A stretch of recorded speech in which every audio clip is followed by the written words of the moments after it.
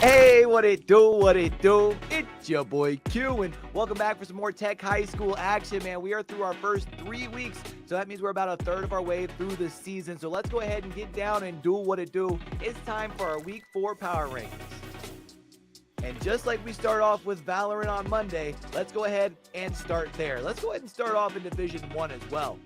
Winber area had a doubleheader last Monday, and those two games were the closest we saw throughout the day. Able to walk away with a dub against Penn Trafford, but falling in a close one to Bishop Guilfoyle, who currently sits in at number 2.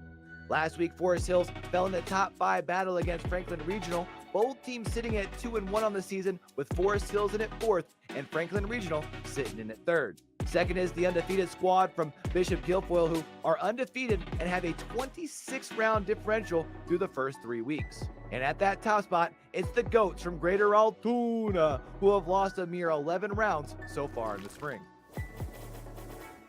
Now let's take a look in at our Division 2 for Valorant. Blacklick Valley kicks things off and at that number 5 spot, and they sit at 2-1, but they did lose last week to our number 4 team. And that's Greater Johnstown, who also sit at 2-1 on the semester. The Valorant GOATs of TEC, Greater Altoona, is going to come in at that number 3 spot as they come off an impressive 13-1 win in their week number 3 matchup. Currently sitting in at number 2 is Richland, who still sit undefeated after a tough week. And holding it down at the top spot is Franklin Regional, who were able to have a perfect game, 13-0 in week number 3. Now let's go ahead and take a look at our Rocket League Power 5. And don't forget that you can tune in our Twitch channels each and every Tuesday to catch some Rocket League action live. And then at that number 5 spot, it's going to be Greensburg Central Catholic. But Q, a 1-2 team, and at number 5, look, they swept their week number 3 matchups after 2 separate game 5s against 2 top 5 teams. One of which was Carmichael's area, who will come in at that 4 spot. Carmichael's is currently sitting undefeated after week number 3 against Laurel Highlands. Drifting in at that 3 spot, it's going to be Albert Gallatin, who has lost a single game in their first 3 series. California area is still going to be holding it down at that 2 spot, and the Rocket League Kings, Forest Hill, still sit at the top spot, not dropped a series yet this semester. Now let's go ahead and take a look at our Division 2 for Rocket League. Penn Trafford starts things off in that 5 spot, 2-1 on the season, and off a sweep in week number 3. Greater Altoona going to slide in at number 4 spot, undefeated so far this semester in their first 2 matchups. Gateway currently sits in at that 3rd spot, also having not dropped a series yet in the spring, and they looked great last week. While Jefferson Morgan were off in week number 3, they still haven't lost a game in the spring, so they do sit at 2 for now. And that's going to put Forest Hills sitting at the top spot. I don't know what they've got going on over there, but they sure know how to play some Rocket League. Number 1 in both Division 1 and Division 2. Now don't forget that on Wednesdays, we Overwatch. And in Division 1, it's Forest Hills and at that 5 spot. Talk about a program in TEC building a legacy. Top 5 in Division 1 in all 3 titles. West Branch had a big week in week number 3 against Bishop Guilfoyle and are currently sitting in a number 4 spot. Boyertown going to be holding it down in the 3 spot, 2-1 on the season, and they looked great in a sweep last week. And it's going to be Winber and Central Cambria sitting at the top, and it's so close to the top of Division 1. Both teams sitting at 3-0, and neither team's conceding a map. But for now, it's Winber at 2 and Central Cambria in at that number 1 spot.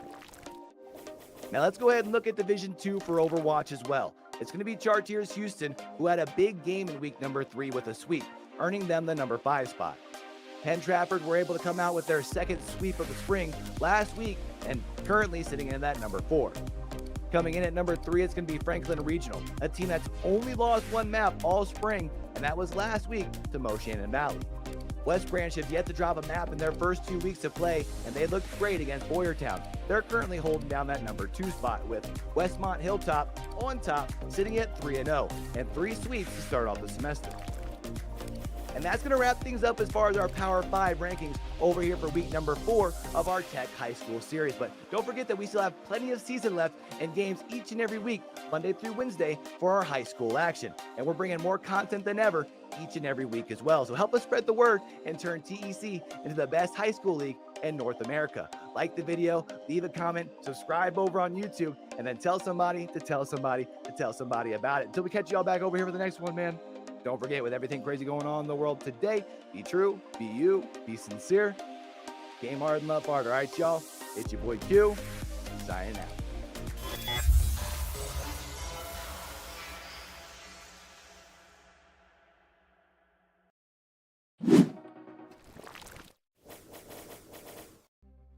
Hello, everyone. Welcome back to the TEC High School Series, week number 4, featuring Overwatch. My name is Joker's Ransom. He is Lord Ethan, and we're ready to get things started today on this lovely Wednesday afternoon. Oh, it's a lovely Wednesday, and yeah, we are super excited to get into the first matchup of today. Joker, it's only 3 games that we're going to get to watch this afternoon, but the first one is going to be an extremely exciting one. It'll be a matchup between Penn Trafford and West Branch. Before jumping into the lobby, I wanted to take a look. We're reaching kind of the middle point of the season, Joker, where we're it's time to start locking in the strategies and making sure that we're making the preparations that we need to in order to make it to that finish line. And so I wanted to take a look at those standings that we have currently in the TEC High School series, particularly for Division 1 Overwatch. The first place tie between Central Cambria and Winber is particularly fascinating, especially considering that West Branch has been knocked down to number 4. They were the last series runner-up champions from last season. So for some schools, it's been a little bit of a tough start. Love seeing Forest Hills in that top 5 spot. But someone is going to have to deal with these Winber and Central Cambria squads, Joker. They are unstoppable. You know, the biggest thing is that I'm seeing, I don't even care about those. The turnaround from Boyertown is incredible. I know. Quite the glow up, right? Going from one map win last series in the fall now to the top 5. Yeah, that's incredible. Yeah, absolutely huge. It's been a fun journey to watch from them as well. But I'm really excited to see them in some. I want to see them go up against like Central Cambria and Woodbury. I want to see them continue to compete against some of those other top schools so that we get a better idea of just what makes them so good, especially compared to previous iterations of the roster. Yeah, it's going to be tough for me. I believe they are going to be playing April 3rd. That is when I'm going to be taking my vacation out of state. That is so sad. They'll be playing Central Cambria then. But yeah, it should be interesting. They also have played Winber, and that was their only loss of the season. Gotcha. Yeah, Winber and Central Cambria both gone 3-0, I think. Yeah. Speaking of only loss of the seasons, Winber has their only loss currently to Central Cambria. So, West Branch has their only loss to Central Cambria this series as well. Mm-hmm. So, I mean, can't really hold that against them, I would say, because we're thinking Central Cambria is the top team in TEC at the moment. Yeah, Central Cambria is a scary roster. In fact, I think they got highlighted in the top 5 highlights of the week that you'll find on TEC's YouTube channel, and across all social media. If you guys haven't checked it out, it's a lot of fun. West Branch is today playing Joker. Like I mentioned, it's a matchup with Penn Trafford. We're actually going to be starting on Nepal, so that's going to be a fun map to talk about a little bit, especially if we end up in that sub-map, the Sanctum sub-map. It's going to be really interesting. We'll eventually be moving on to a couple of other maps that I think are kind of hot to talk about, Rialto being a pretty topical one for me at the moment. But in order to get there, we got to get through that first map, Nepal. Hopefully we make it to a mythical map 3 today, Joker. But there's no way to know for sure. For Flashpoint, we'll be seeing New Junk City. I like both of the Flashpoint maps, so I can't say I'd prefer to see Suravaso over this, but I'd rather just see it in the first place. I want Penn Trafford to go to the distance. Speaking of maps, Mr. Lord Ethan, big news, they're finally adding a new push map. Yeah, another push map coming in. Season 10. I don't understand why it's a push map and not a Flashpoint map, but you know what? I like that. Yeah, I'm not. Flashpoint would be a really good call. I can't say anything because I'm not. Not on T4. Yeah, exactly. T4. I'm not. Is Aaron Keller your boss, Joker? Yeah, no, I didn't think so. God, I wish. I'd be making a lot more money than I am now, but maybe making a difference. Yeah, and I'd actually, whatever. Well, who knows? You know what? Actually, for all we dog on them, they did fantastic with a weak patch yesterday Yeah, and absolutely. changed the entire. Got rid of Mauga. Got rid of the Thank Maga you. comps. Yep, yep, exactly. Oh, thank goodness. I could not deal with more There's a Mauga. there's a couple of schools in the Northeast that got just absolutely giga buffed with some of the patch changes that came in, particularly the Maga. I think over shout out to you guys over at Miami. I'm sorry, it's Ohio Uni. Wait, no, Miami at Miami Ohio. Uni. That's the one. Yeah, MUOH is just all I call them. Shout out to you guys. They've got a really awesome Maga comp that's fun to watch. But you're right, Joker. The hotfix kind of knocked out the characters who had been really dominating as far as a relative power level, and so now it's interesting too because you've seen this kind of ripple through a couple of different scenes in regarding professional Overwatch. How teams have picked up their strategies at the beginning of the season. Maga gets strong in season 9, and a couple of other previously off meta characters, get really strong. Now teams have to adapt their strategy to either accommodate these the strategies they'll be facing, or to allocate resources into learning that new strategy. And then that strategy gets completely nullified by the balance patch. So it's a funny position that teams ended up in. And my hope is that it doesn't affect the TEC teams. I think that one of the reasons I really like to watch this tournament is that we're relatively unaffected by the balance patches. Yeah, Central Cambria is going to love Doom buffs, and Winbur is going to eat Hanzo buffs up for sure, as well Kiriko. I think about GG Man on the Kiriko, or the Zen. But for the rest of the teams, doesn't matter who's strong, who isn't. Let's run what we want, play our game, and if we play it better, then we'll win. And I love that approach to playing Overwatch. Yeah, I do too. And well, right now, it looks like Pentraff is going to be going more towards that Doomfist and fun. Finally, no, you know what? It's just finally West Branch is finally playing ball, and I mean, what more could be asked for? I mean, my day's complete. I can rest tonight. I can go to bed, lay my head on my pillow, and instantly fall asleep and not have to ruminate on the regrets I have in my life. Ball diff is on ball. Let's go. Running a really traditional-looking disruption comp. I'm actually really excited to see this from West Branch.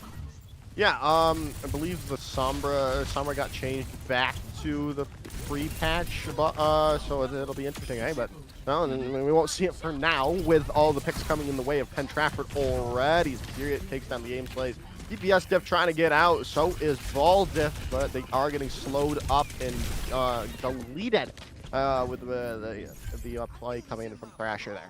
Yeah, that's quite the challenge. It's I mentioned that West Branch is running this disruption comp. Fact is that Penn Trafford is running a disruption comp of their own. It's this Doomfist Rush kind of composition. It's going to make Ball Diff's life very difficult. It's why we see them opt out of the Wrecking Ball and onto the Roadhog. Part of it, at least. Yeah, an interesting swap, to say the least. Basement's found DPS diff already out of this fight, and Night Hook does come through, but there's no follow-up. Res is going to be there, but you still got to be able to find more damage. He's already lost the game, Slays. But the hack on the Thrasher is huge, but you need to get the follow-up. There's just nothing there from West Branch right now. They're just trying to walk out of the room first and foremost. And that's just the hardest thing for them at the moment. The hack not going to come through onto Thrasher. Period. Still trying to get some work done. Thrasher still somehow alive. This Baldiff gotta heal up, gotta stay up. Finally, Thrasher goes down, and that can open things up fully for West Branch, but they lose the game slate. The hook does come through and takes down Basement, and that's opening things even more for this West Branch squad, as they're gonna just keep pushing forward off the back of Baldiff. It's really nice stuff from West Branch to be able to just kind of shoulder past every little bit of adversity that's getting tossed at them and just continue moving forward. But they give up a lot of point progress in the process. So you want to make sure, if you're a West Branch player, that you're not losing the objective at any point here, especially when ults are coming out. Yeah, pulse bomb did come out from Period. There's the blizzard as well, and the game Slays is going to go down. That's just going to be a nice blizzard all around from Coops there onto the point. Baldiff is going to try to take things away, especially since the EMP was invested there in the midst of all that to try to hold on to this point. It's Baldiff and DPS Def, the Diff duo trying to hold on to this point, but it's just not going to be possible as Thrasher comes back, takes down DPS Def, and Baldiff quickly afterwards. Yeah, like I said, it's just challenging here. Honestly, this is one of the reasons I was excited to talk about Nepal, was to talk about this particular map. It's bad, and I think that this is part of why West Branch identity has once again changed into more of this dive composition. It looks more traditional with the Winston here, just to get to point and be able to be there, be present, drop the bubble. There's ults to work with in this fight as well. The game Slays is going to take down bubble's Unknown Rose. As the bubble is already gone, though, and Baldiff is low HP, low. Going to go in for the dive, trying to get Thrasher out of the fight, but the Sound Barrier going to be there at the perfect moment to keep them up and healthy. They're not going to be able to take down Thrasher, but that just might not be enough, though the game Slays has found two with the overclock. It's still not going to be enough as Period comes through and clutch and takes down the game Slays. That's going to be round number 1 going the way of Penn Trafford. Yeah, Peridot of Penn Trafford is just absolutely insane. I think they've gotten featured in the highlights clips at least once this season. They're probably looking at a really easy way to get featured a couple of times at least. Now, the rest of Penn Trafford is folding around West Branch the way that Peridot needs them to on this Tracer. And there's so much that Tracer as a hero needs to be doing in this comp. So watching Peridot succeed on the Tracer has been really, really fun to me, but you've also gotten those little moments, little highlights in the background where, you know, Basement gets a melee finish on an opening pick onto DPS Diff, right? Or Thrasher is able to live a little bit longer with a Meteor Strike or some nice cooldowns to generate a little bit of overhealth shielding for him, right? Coops had an absolutely incredible Blizzard that round. Now, we're no longer on Sanctum, Joker. We're heading over to Shrine, and the stratagem has to change a little bit. Things are going to get a little bit more brawly, and West Branch's comp now reflects that. Yeah, I'm interested. I like the swap coming in from West Branch. They've got Baldiff on the JQ here, which is still a very, very meta tank at the moment.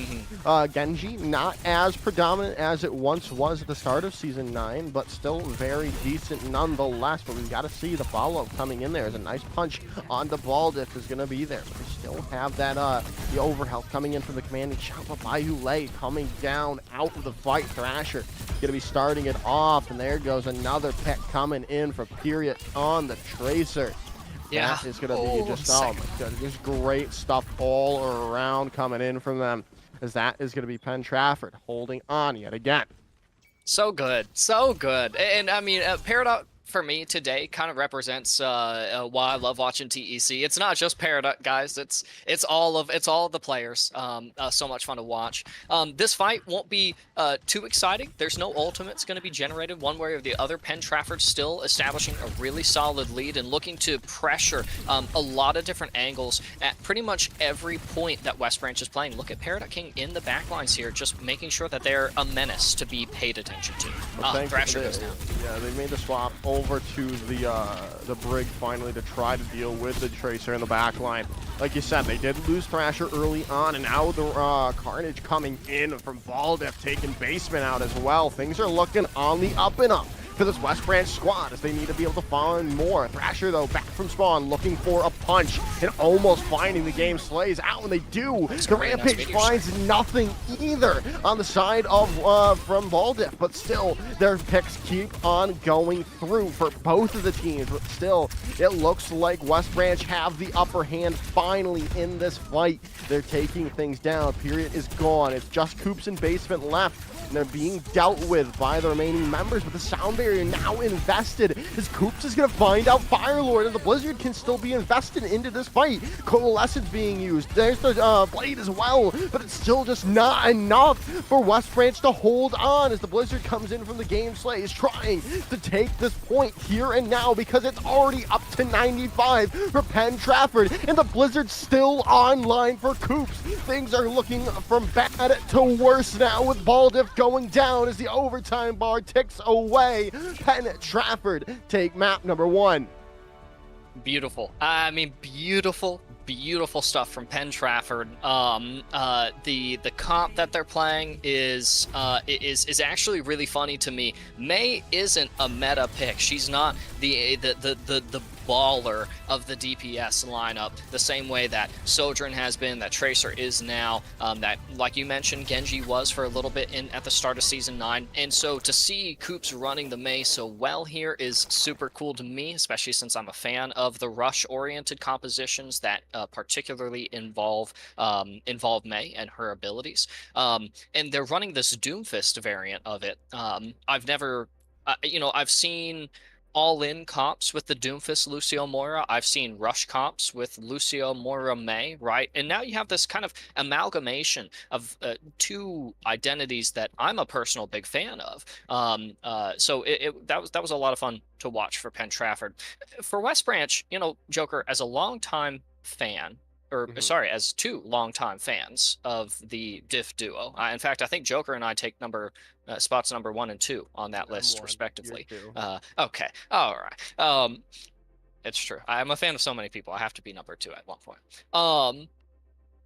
It's tough. It's tough to see. I mean, we watched Baldiff, Joker, that whole last fight, and we watched them, trying to move on targets and create space and make things happen, and they are just getting stopped every step of the way. Go for Rampage, and Thrasher's up in the air with Meteor Strike with their ult, right? You're trying to move on targets, and you've got you had Unknown Roses, booping you around. No, I'm sorry, it was Basement on Lucio, booping you around, right? You wanted to move around this ball, and you've got Coops freezing you. How do you navigate a fight where you can't do anything, where they're not letting you do anything? I mean, especially when you're the DPS, I'm sorry, you're the diff duo, right? What has to change to make it to where we can start seeing them be able to play the game? Because that's a big part of what's happening for them. If you were to jump in their comms and ask them, be like, hey guys, what's going on? They'd be like, they're not letting us play the game. Interesting. Do you see what I see on the side of West Branch here? Yeah. I like the Mirror Doomfist, and I like the cast. I like the swap as well. Clearly, Baldiff is not comfortable with the Doomfist, and DPS diff. Obviously, Doom used to be a DPS player. DPS players are still very good at Doomfist. We'll see how it works for them now. It's a lot different of a role that you have to fill if you are DPS diff. You still have to be that frontline. You still have to be that tank player. That might be something difficult for DPS diff to fulfill here now. Going in onto this Doomfist, Baldiff is going to be countered out and taken down by Period, who's gone over to the Sojourn for now. But we'll see if that changes any sign soon, as Thrasher's going to get quite low. Still, the picks aren't there, and the follow-up just needs to be there as they're still trying to wait it out. By Hule getting caught out, a nice punch comes through. Thrasher takedown by Hule, and things are looking really good for the Penn Trafford squad right now. Yeah, looking really good. They for every loss they ever suffer around any of the corners of Rialto, they've got a composition that can really just bounce back nice and easily. And Rialto, this first point, if you're going up against this composition, it's a tough one to break. So an opening pick from DPS diff on the basement is a massive boom. Especially with Thrasher going so low there, as that is going to be and they find Period as well, and that's the swap that we were hoping for. That would make things different with DPS diff going over to the Doomfist, being able to make these plays on this character that Thrasher was doing so well on Nepal, and they keep making these plays 3 picks now for DPS Diff in this fight, is now with the Meteor Strike coming through and a nice Mei wall coming in from Baldiff, who's gone over to the Mei to help counter that those punches out and working to perfection with that nice shot coming in. Yeah, which is really interesting. You can absolutely run the Mei against Doomfist. It's not like there's no counterplay there. I wouldn't think to do so immediately, right? You might want to offer the cast instead. That's why I liked Baldiff in the cast, but they already have Blizzard. Yeah, already built up the Blizzard is huge, and now Thrasher's very low as well. There's going to be the Blizzard in this. His basement's in the back, going to go down. Bayou has been found out as well. Both Blizzards on the board. No one really finding any picks, however, off the back of either of them. However, though, it looks like Penn Trafford are going to be able to stabilize before West Branch can take point number 1. Yeah, like I said, they've just got the comp that bounces back really well. I want to go into a little bit more depth about Baldiff and DPS Diff and their hero selections here. Swapping roles and making sure that they're on characters like Mei, Cassidy, Doomfist is really interesting because it means that the identity of this composition is now to disrupt Thrasher.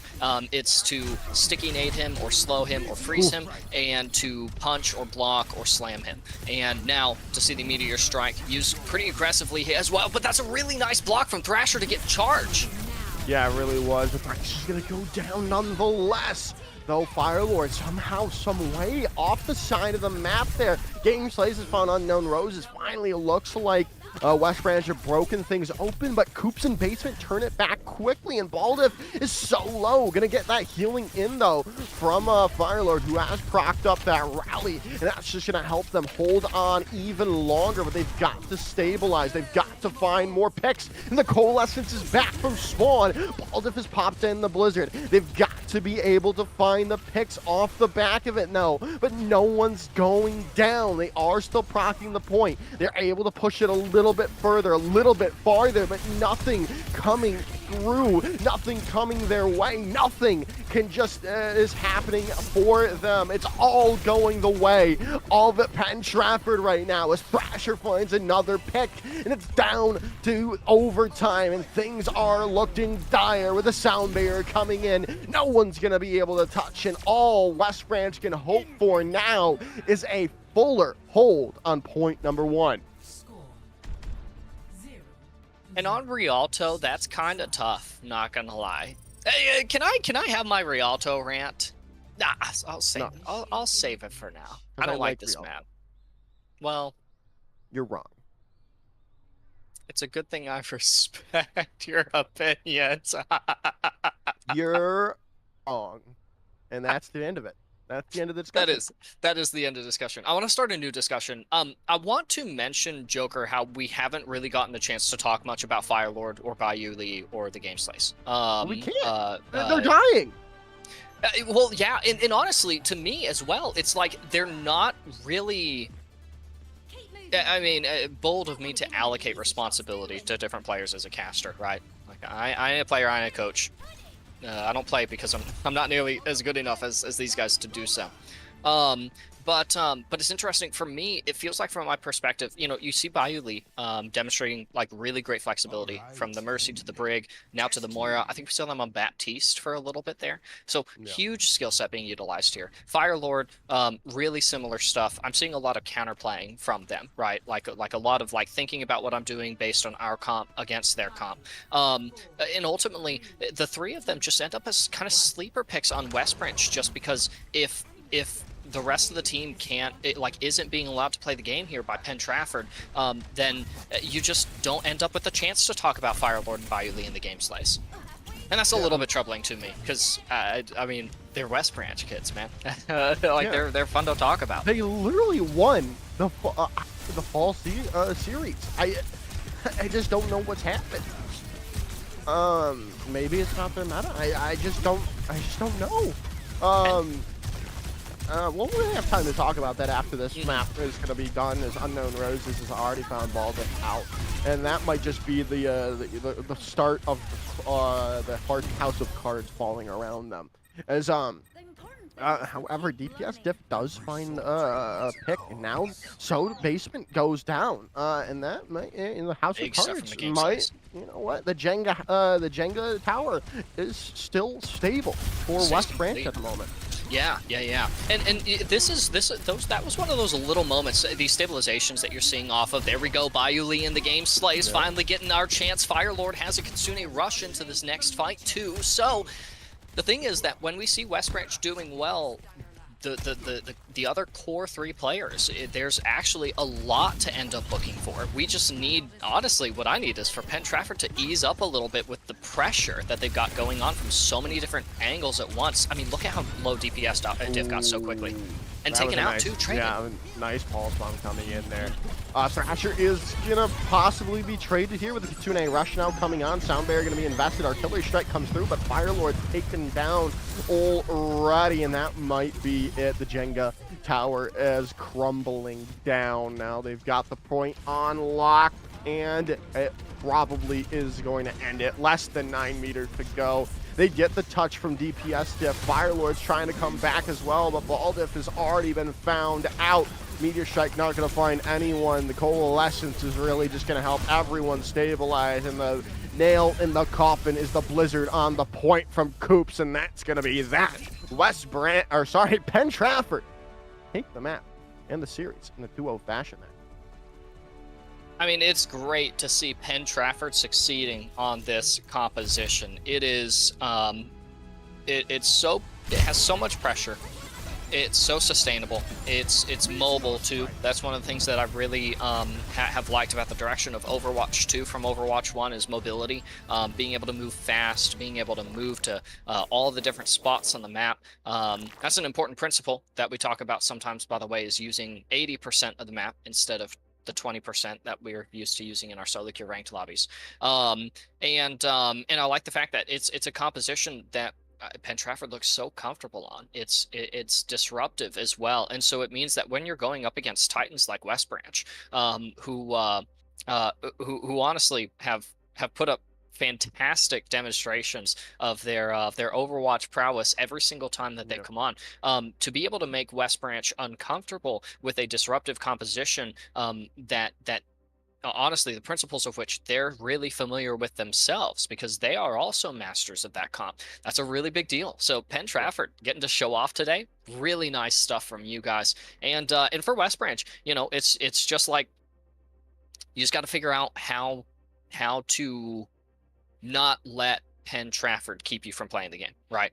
If it means using 80% of the map, if it means kiting all the way back to go back in, if it means playing a composition with no mobility and all firepower, or all mobility and just, you know, constantly pressure, right? There's going to be a way to unlock that here for West Branch. They were on the cusp of revealing it to themselves. We would have seen a third map. Just didn't click today, but that's okay because it will next week. I'm really excited to see how West Branch bounces back from some of the losses that they've incurred so far. And I don't want to discount anything that Penn Trafford did. I mean, this is the team that's coming in from Division 2 that didn't drop a single map last series. Think about that. 20 map wins, 0 map losses. That's what the team we're dealing with here, and they've moved up to the to Division 1 because at that point, what else do you have to prove in Division 2? Absolutely nothing. And we're seeing that there, coming in, defeating the reigning champions, the defending champions in West Branch in a pretty convincing fashion. Yeah, absolutely. And we've got more matchups ahead of us. Joker, it's funny that we found an opportunity early in the day to talk about Boyertown. That's actually two of the remaining 2 matchups that we've got. So on the other side of a break, we'll be bringing you guys one of those Boyertown matchups. It's going to be a D2 matchup, so lots of fun to be seen. Hang out with us just for a little bit longer. Don't go anywhere. We'll see you guys on the other side of a short break.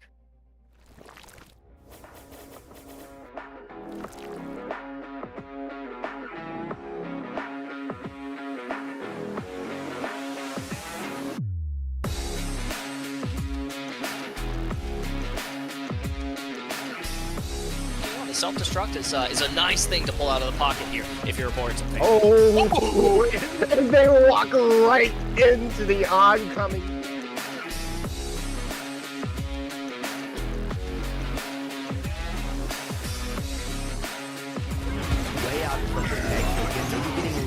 lagged or maybe feeling pressured by that high percentage of West Branch. Yeah, high percentage, and look at that combination. Earth Shatter into the Bastion Artillery.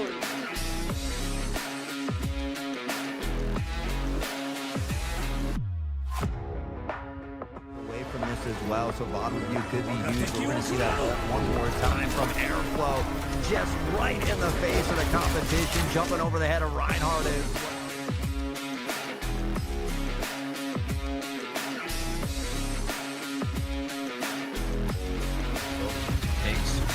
Face taking each other, kind of pushing it. Looks like he's going to use his ult. They're going to combo that ult. Nice. Huge play. They're trying to kill it. Nice. Huge play from Alari. One of the better combos in the game now that you support your Alari for Sunrise.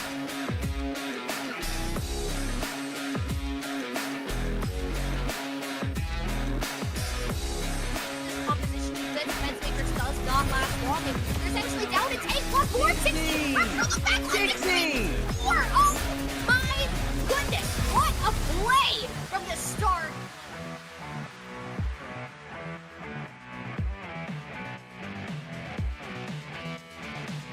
There's such an advantage for building up these ultimates quickly. You're doing your job as a team, even if you're not in there, but Jets! Holy moly, that's straight out of Tony.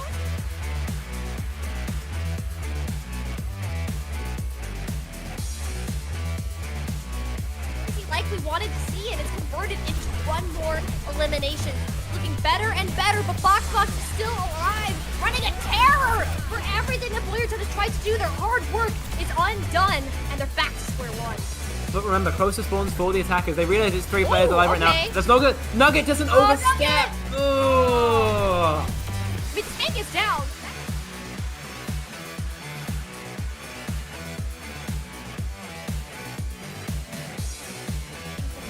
As a Sigma player, there's so many ways to get around it. Oh, guys! It's not letting the Shatter go through it all. Spectral, Opening Reaper is down mid-cast. That is a brutal big occurrence. flux. This is going to be a big flux slam, and everyone back down. Whole bunch of pancakes about to be seen on the other side. Boulder, give it to Crunch as a nice little parting gift. As Forest Hills, they regain their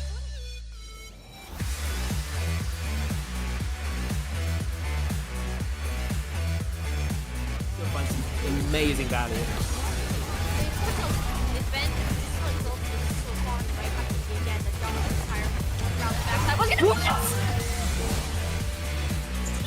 Kill the combo with Ghost Red. Oh my.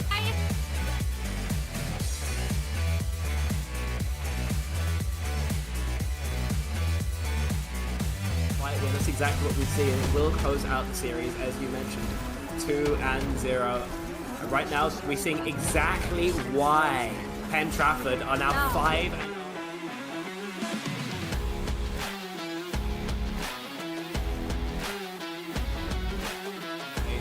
And Logan plays, in fact, catching their opposite number in a Junkrat trap to finish out the fight. So another great start here for Gateway, and they're looking to continue it as Siendra again goes down.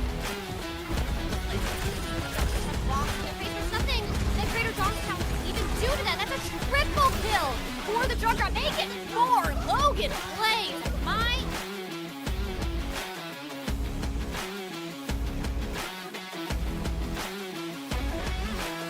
Fantastic players in their own right.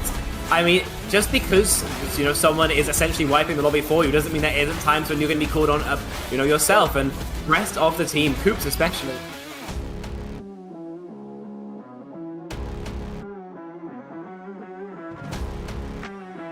A little bit of damage here as well while you wait for the Lucio to make their way back towards you to try and see if they can help keep you alive. Swinging left, right, get a couple of hits, but now everybody else is going to be moving on the point. This is where they can be very, very dangerous, Mama. Yeah, just stalls out for the time, pops the ultimate. That should be played.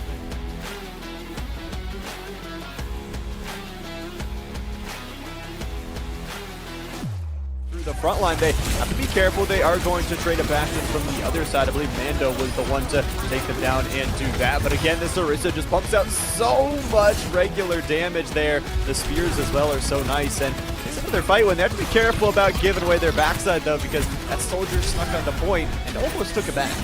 Yeah, I mean, this fight was a lot different, right? We actually saw this time around with that hook, able to get your one player in front of everyone else, and actually your focus fire.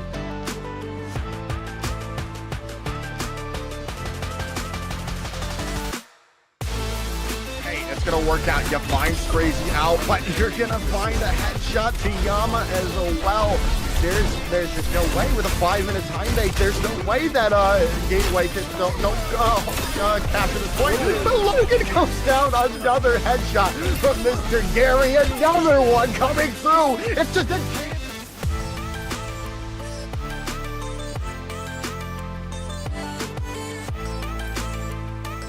However, you know, Forest Hills has a couple ults on deck here as well.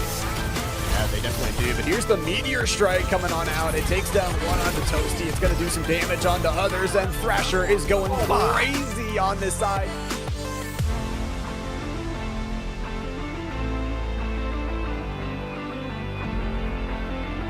Close to our spawn. There's the Death Blossom coming in from the top. Lord.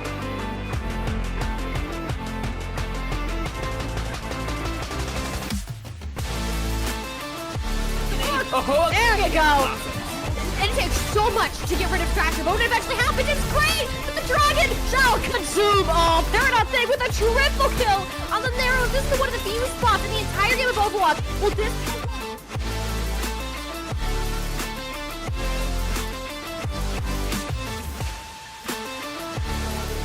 Engagement. You've lost DBS Dip. You need to be the central pillar for West Branch, and it might just not be possible, but the grab's already built up. Oh my goodness, it's Molden might have just been able to do it with DBS Dip's help, and they're able to get that res.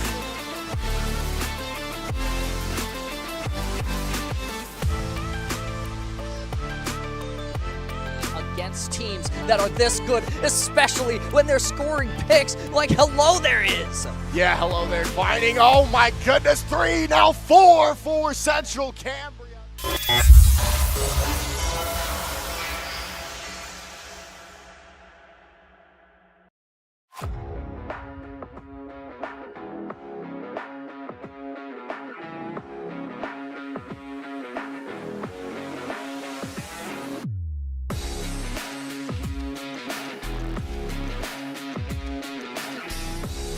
The self-destruct is a nice thing to pull out of the pocket here if you're aboard something. Oh, and they walk right into the oncoming.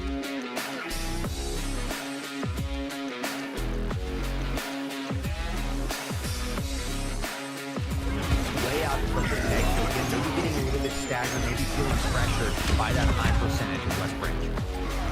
Yeah, high percentage, and look at that combination. Earth Shatter into the Bastion Artillery.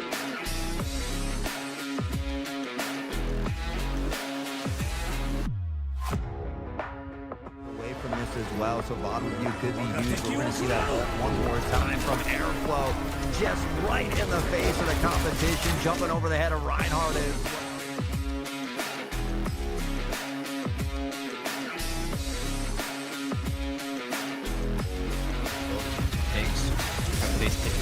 Pushing it. Looks like he's going to use his ult. They're going to combo that ult. Nice. Huge play. They're trying to kill it. Nice. Huge play from Alari in Orisa.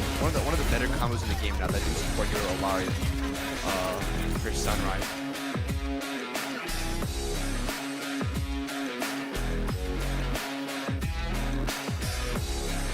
composition of the defense matrix does not last long, and they're essentially down to take plus 460. Oh my goodness, what a play from the start.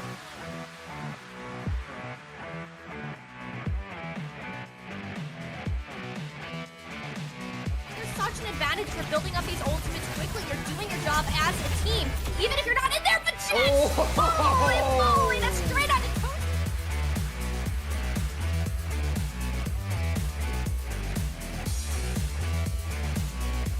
Like we wanted to see, and it's converted into one more elimination. Looking better and better, but Box is still alive, running a terror for everything that Blue has tried to do. Their hard work is undone, and they're back to square one. But remember, closer spawns for the attackers. They realize it's 3 players alive right now. okay. There's no good. Nugget doesn't overstep. Nugget! Oh. The tank is down.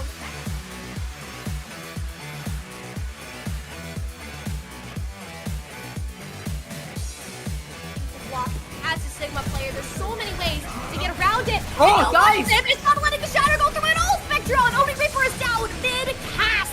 That is a brutal big occurrence. flux. This is going to be a big flux, slamming everyone back down. Whole bunch of pancakes about to be seen on the other side. Boulder, give it to Crunch as a nice little parting gift. As Forest Hills, they regain their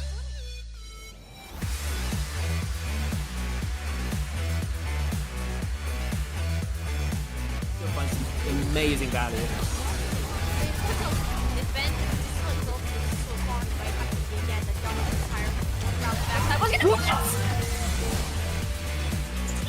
Kill the combo with Ghost Red. Oh my.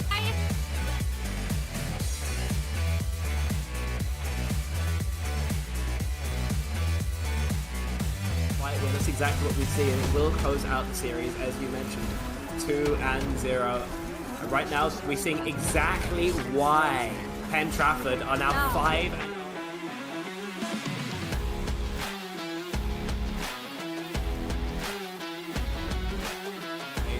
And Logan plays, in fact, catching their opposite number in a Junkrat trap to finish out the fight. So another great start here for Gateway, and they're looking to continue it as Siendra again goes down. Nothing that Greater Johnstown can even do to that. That's a triple kill for the Junkrat. Make it 4. Logan plays. My.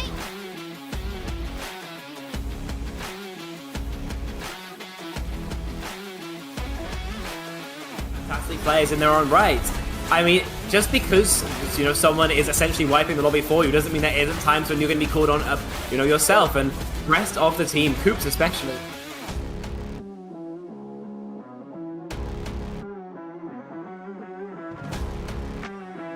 A little bit of damage here as well while you wait for the Lucio to make their way back towards you to try and see if they can help keep you alive. Swinging left, right, get a couple of hits, but now everybody else is going to be moving on the point. This is where they can be very, very dangerous, Mama. Yeah, just stalls out for the time, pops the ultimate. That should be playing.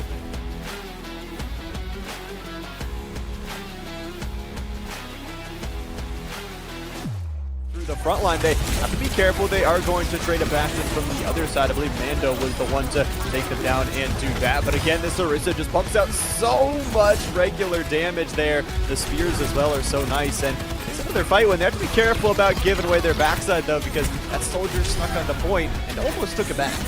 Yeah, I mean, this fight was a lot different, right? We actually saw this time around with that hook, able to get your one player in front of everyone else, and actually your focus fire.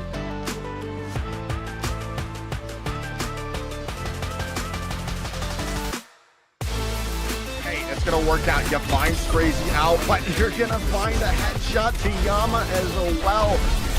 There's just no way with a 5-minute time bait. There's no way that Gateway can capture this point. Logan comes down, another headshot from Mr. Gary, another one coming through. It's just a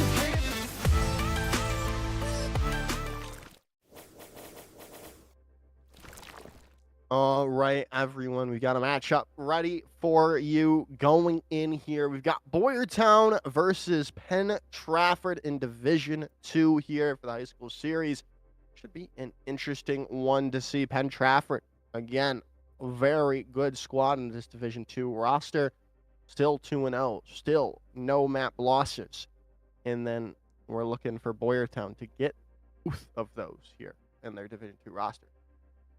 Yeah, I think actually Boyertown's looking for their first win of Division 2. And so going against Penn Trafford's D2 team is going to be a really fantastic opportunity to do one of two things. Either A, to win, get that point, get that get a position on the leaderboard, or to B, expose enough weaknesses about their comp, their heroes, or the way that they play them, and be able to reflect on those weaknesses over the next week, take that into match next week, and win that game. Right? Either way, today is going to be a big win for Boyertown. It'll honestly be a win for either team, and for both teams, and for us here in the booth as well. Joker.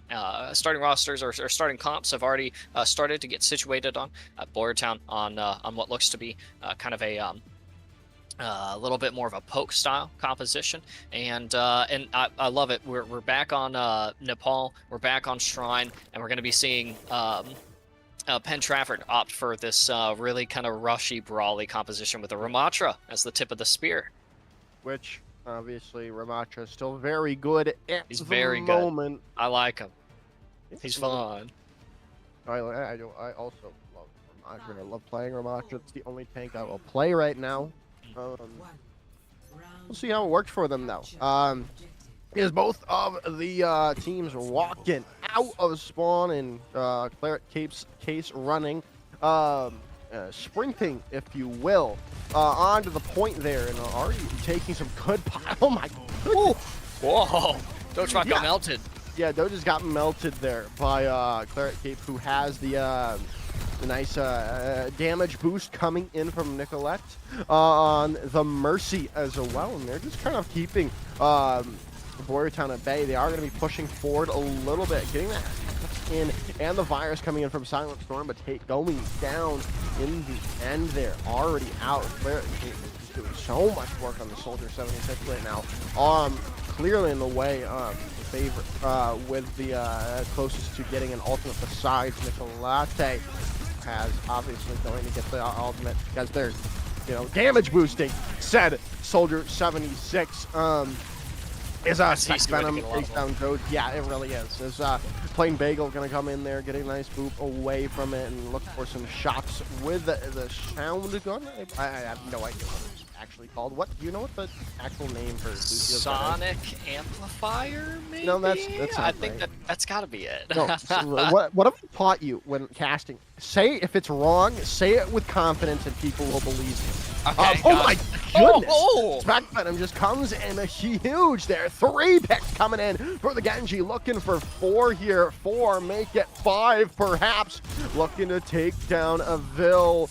Can they get the pick? Can they get the ace? No, the Immortality Field is going to stop that in the tracks. That's so unfortunate, because that was lined up to be, I mean, it already was a really cool play from Specs Venom. As well, or with them, Penn Trafford is lined up a couple of ultimates, a lot of which you really want to be on the lookout for. Wouldn't be surprised to see Blade drop, or honestly, all of the ults in the lobby right now get exchanged.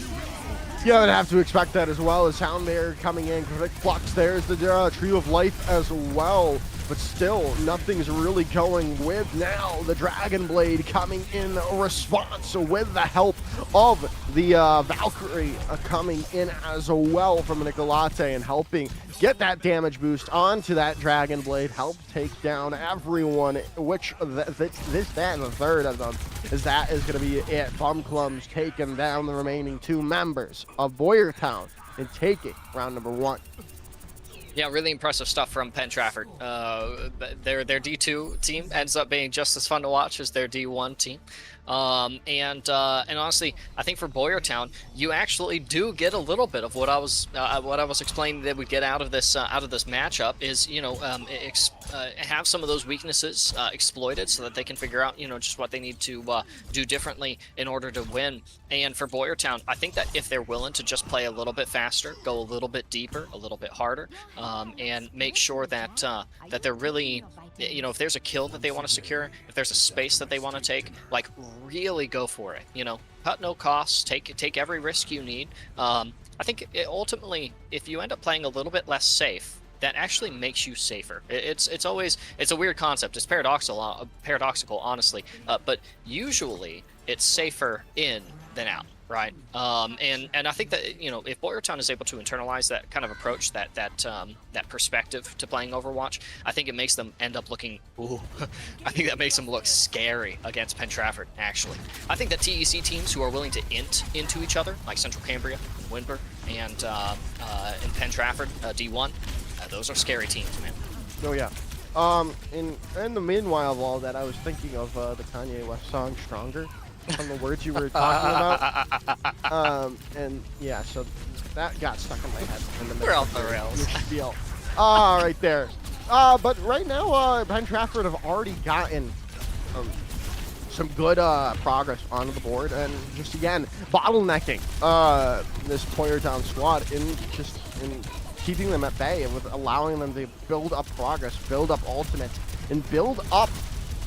How is Flame Bagel already up to the sound barrier? Oh, he has the beat? What? He's already has beat. A better Lucio player than me. I'll admit it. I know. Well, That's I know. a You're garbage. You're boosted by your collegiate team. I cast for a reason. Is Doge just gonna find Nicolazzi out there with a Symmetra beam, which is a nice play. Is Kate is gonna take down Kurlos as well in the afterwards. Still, there's an opportunity, especially if the self-destruct can find value, and it does. They take down Claret Cape, but pay for it with their life. The Doge is going down, but it looks like Boyertown has an opportunity. No laser. Maybe with the res coming in and the boop onto the side of the map with the Annihilation coming in, and that just might be enough to hold them at bay. It was a nice little thing. Speaking of Symmetra, the nice quality of life change for everyone. You can now melee Symmetra turrets again.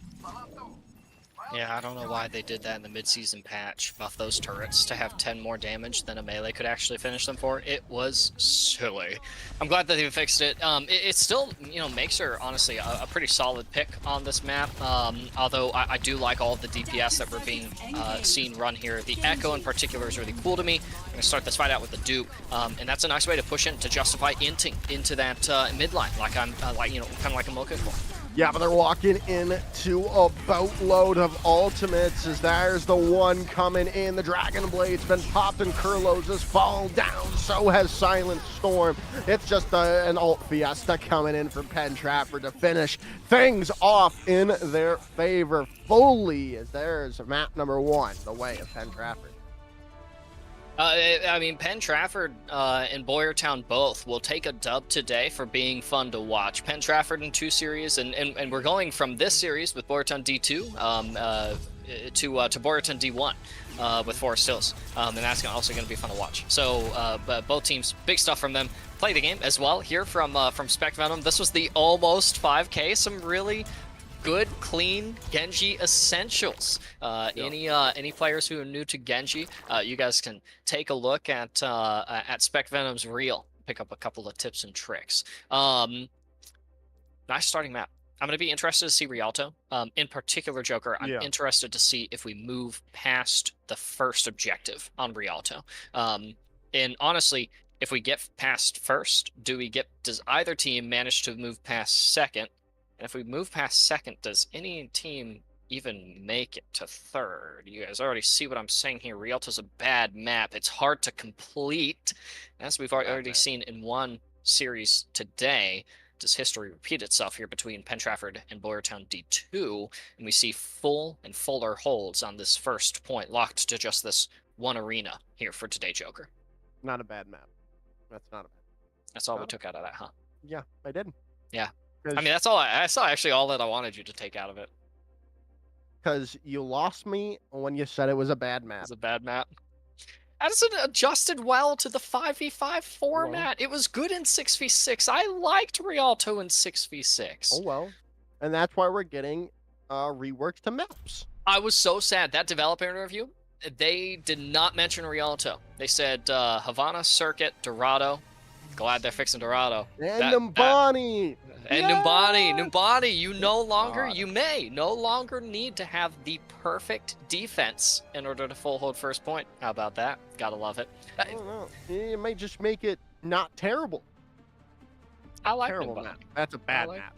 It You want is. to talk about? No, it's a bad map. Yeah, exactly. It You want to is. talk about bad maps? Let's talk about Numbani.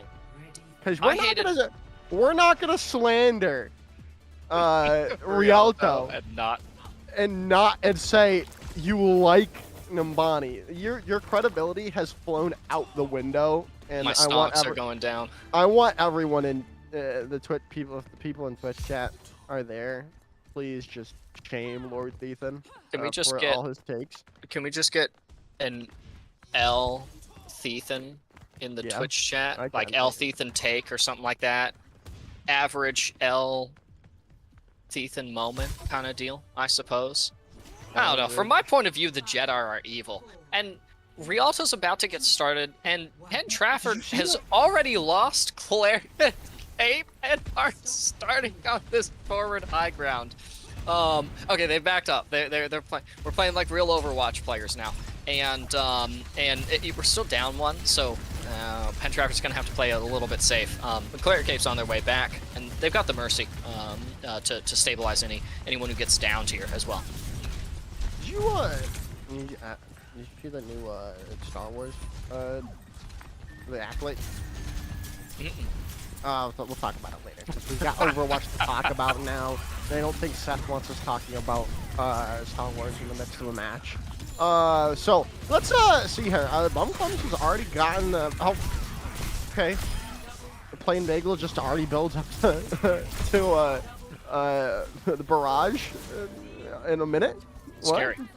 Yeah, that's gross. They made a swap over to the and Claire Cape just Wasn't Plain Bagel the Lucio who built Sound Barrier in like a minute? Nah, this is check the PC for ultimate generation hacks. That's actually kind of insane. They were able to let loose in that fight as well.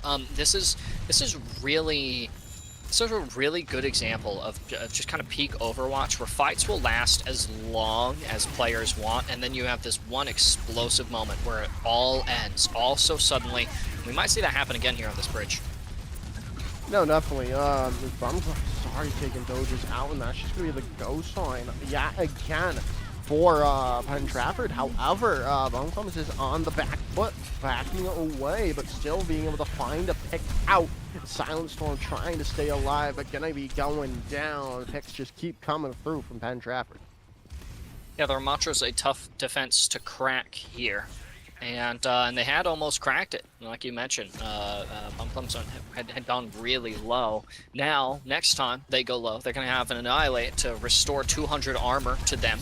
And well, the presence of the armor, the amount of HP, necessitates Avil going on to the Maga. I respect it. I like Maga. I know. Gotta watch out for my Captain Sun, though. Oh, yeah, the Annihilation's just going to be built up and going. Oh, and the place in the yeah. Yeah, it's just everything. Vil, though, is going to find Bumclums out. They are going to go down, most likely. Yes, they do. Expect that I'm going to be able to take them down, but they invested so much into that fight. There's still a minute and 30 on the board here, Loki. Yeah, so plenty of time for Boyertown to make something happen here. They open up with a kill secure on the pylon with the artillery. So that means that there's actually a little bit of time that the overall healing potential for Pentrafford is actually reduced. So really good opportunity to push. And we're actually seeing Boyertown convert off of this. This is capitalization. Great stuff from them. Let's go! Yeah, really good stuff coming in from Boyertown. Now with the barrage coming in, and Bumclums is going to go down. The res is no longer there. We saw it be used earlier in that fight from Nicolate, and now they might be able to find even more. The follow-up keeps coming in as Silent Storm getting all the value in the world from the far end of Vil. Gonna get to that. Yeah, get in there, Boyertown. Get stuff done. That is what it is all about. At least this particular era, this year of Overwatch, it's the year of getting things done. And so now with a couple of ultimates, that Boyertown is even more set to capture this first objective. Oh, I want him to capture it so bad so that we can see more of this wonderful map. That might just not be possible. With Plain Bagel already having another barrage online and finishing it up there with the picks going their way. Vil was not able to capitalize on the cage fight. That is going to be that very close, however, for Boyertown there. I mean, you see something like the full hold, and you're just like, oh, well, I mean, you use the word close, Joker, and like really, an average Overwatch player in a solo queue ranked lobby is going to go, that's not close, snicker to themselves. But like, I actually do want to talk about that. You have a team that really didn't get the start that they wanted on Nepal, right? Which I resonate with. I hate control point. It's not my best game mode, and so like I'm not going to ever have my best start on a control point mode, which is how every series starts, right? So I've got an opportunity to kind of course correct here. And Boyertown is actually making those course corrections. We're seeing it, right? They muster up the courage, walk in, take some risks, build some ults, think a little bit outside the box with some of the compositions. Love Avil swapping over to the Maga, even if he is back to a slightly weakened state, right? but there's just not enough time. Overwatch, it's kind of funny. Recently with my team, I've been yapping on about Overwatch is not that hard to play, and it isn't. It's not hard to play a video game with a semblance of discipline, and do things off of the bases of principle. But Overwatch is hard, and it takes a lot of time to really make the adaptations to win a series. Than just the amount of time you'll have attacking first point Rialto. So for Boyertown to have made it that far, for Boyertown to have been able to kind of click on what their win condition was really cool. I just would have given them more time to be able to do it. Almost a nice concussion blast. Takes almost the Doges out, but takes them to the other high ground. But it's not going to matter. Plain Bagel is still able to reign true in the skies, still looking for more and more as the Ravenous Vortex is going to lock people down. Spec Venom over on to the Junkrat as well to take things down. And now they keep it going as Bump is going to be found out though. So this is just definitely an opportunity for Boyertown to come back, especially if Avil can find a pick. But well, the only thing they find is a concussion mine to the dome, and that's just going to be unfortunate because it's going to allow the rest of Penn Trafford to capitalize and push forward, and the res is going to be there, and the bum comes as well to just keep pushing forward. I want that. Claret, you've got to stop. We need an intervention for Claret to stop jumping off of bridges, but we'll have to do that after Penn Trafford wins the series, as they will, 2-0 against Boyertown in D2, continuing to propel themselves up further and further up in the leaderboards, and making it very difficult for Boyertown to get a word in edgewise into some of these fights. Playing Bagel and their ultimate generation this match was really crazy. And I also want to bestow a title onto one of the Penn Trafford players. It's which one was it? It was Spect Venom. Is the Spect Venom to me now is the guardian spirit of fun in Overwatch. I mean, we saw them walk out on Genji and Junkrat. I'm sure if the series goes on a little bit longer, if we go to other maps, then I'm sure that they end up on other fun to play characters. So good stuff from Spect Venom. Making sure that we get to understand Overwatch is fun when you're on the fun characters. Yeah, I definitely agree with you there.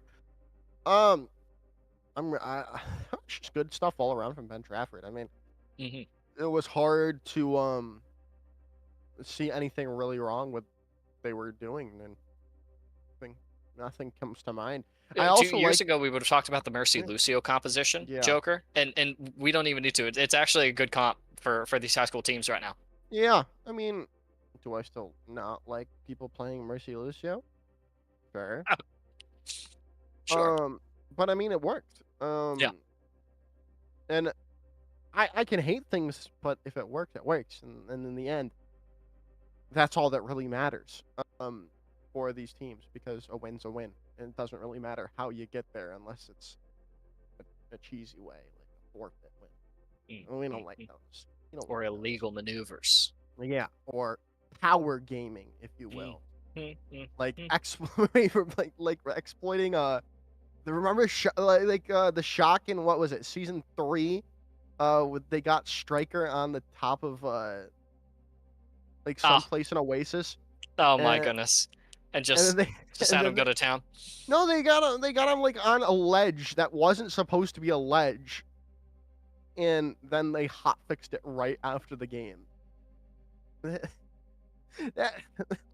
the way you got to do it. You got to break the game in your favor, make it easy to win. And it was pretty easy for Penn Trafford. I mean, especially with that ultimate percentage. I think the ultimate generation from Plain Bagel is something to be studied. I don't know how it happened so often. Two different roles, two different heroes, no less. I mean, we saw Plain Bagel hit their shots a lot, and that's going to help a lot for Farah. But Lucio, that just blows my mind. I could go on and on about this. We're just going to head to a break, though. We'll see you after it with Boyertown Division 1 versus Forest Hills right after this.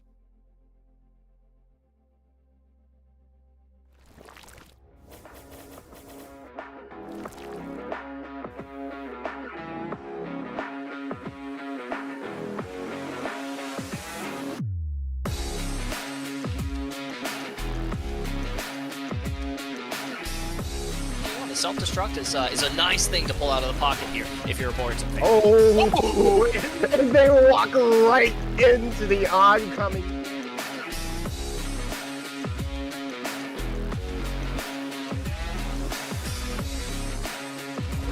Way out from the peg. Again, maybe getting a little bit staggered, maybe feeling pressured by that high percentage in West Branch. Yeah, high percentage, and look at that combination. Earth Shatter into the Bastion Artillery.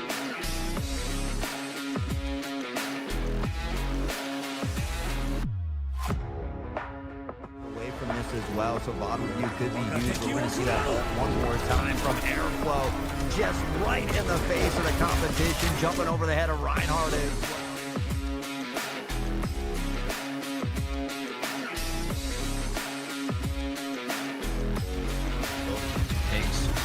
They stick each other, kind of pushing it. Looks like he's gonna use his ult. They're gonna combo that ult. Nice, huge play. They're trying to kill it. Nice, huge play from Alari in Orisa. One of the better combos in the game now. That new support hero Alari for Sunrise.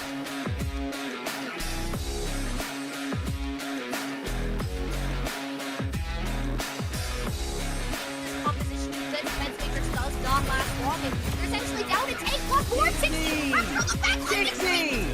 Oh my goodness! What a play from the start!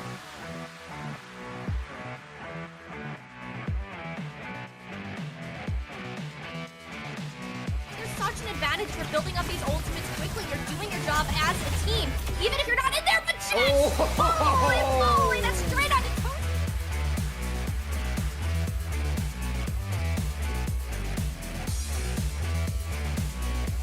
Like we wanted to see it, it's converted into one more elimination. Looking better and better, but Box is still alive, running a terror for everything that BlueTech has tried to do. Their hard work is undone, and they're back to square one. But remember, closest spawns for the attackers. They realize it's 3 players alive right okay. now. That's no good. Nugget doesn't overstep. Nugget! Ooh. Mistake is down.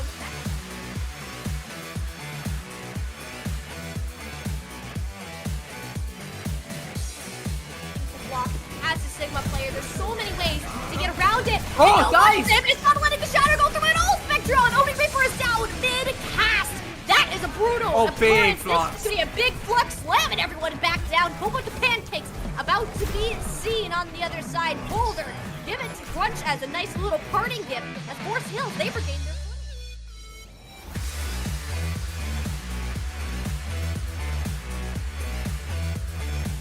You'll find some amazing value.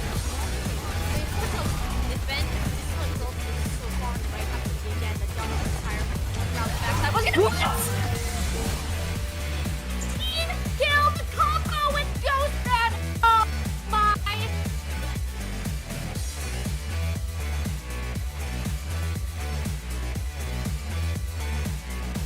Well, that's exactly what we see, and it will close out the series, as you mentioned. 2-0. Right now, we're seeing exactly why Penn Trafford are now 5.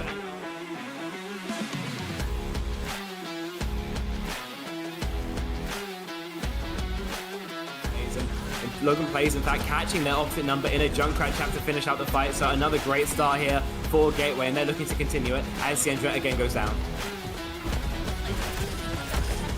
There's nothing that Greater Johnstown can even do to that. That's a triple kill for the Junkrat. Make it 4. Logan plays.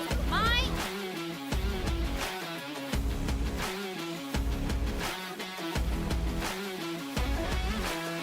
fantastic players in their own right.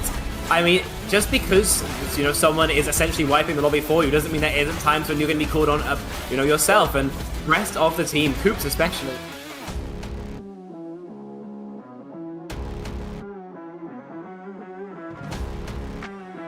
A little bit of damage here as well while you wait for the Lucio to make their way back towards you to try and see if they can help keep you alive. Swinging left, right, get a couple of hits, but now everybody else is going to be moving on the point. This is where they can be very, very dangerous, Mama. Yeah, just stalls out for the time, pops the ultimate. That should be played.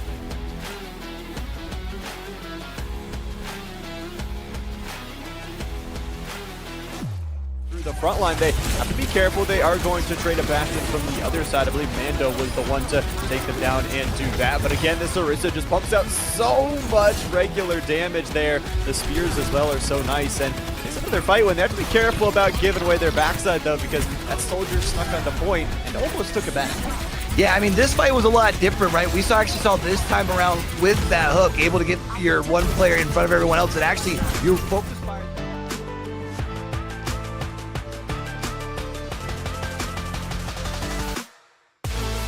Hey, it's gonna work out. You find Crazy out, but you're gonna find a headshot to Yama as well. There's just no way with a 5-minute time base. There's no way that Gateway can don't capture the point. But Logan comes down, another headshot from Mr. Gary, another one coming through. It's just a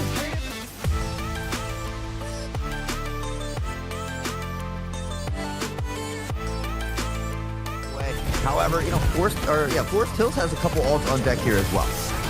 Yeah, they definitely do. But here's the Meteor Strike coming on out. It takes down one onto Toasty. It's going to do some damage onto others, and Thrasher is going crazy on this side.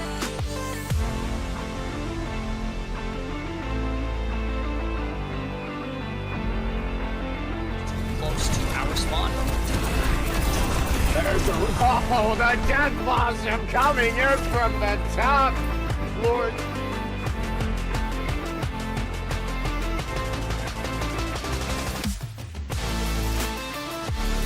There you go! It takes so much to get rid of Thrasher, but when it eventually happens, it's great! But the dragon shall consume all! Paradox Thing with a triple kill on the narrow. This is one of the few spots in the entire game of Overwatch. Will this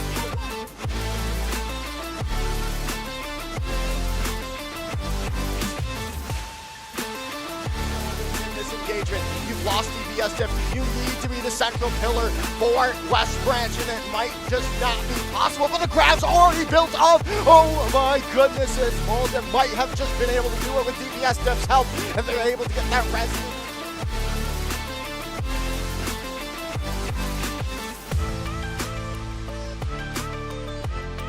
Against teams that are this good, especially when they're scoring picks like Hello There is. Yeah, Hello There fighting. Oh my goodness, 3, now 4 for Central Cambria.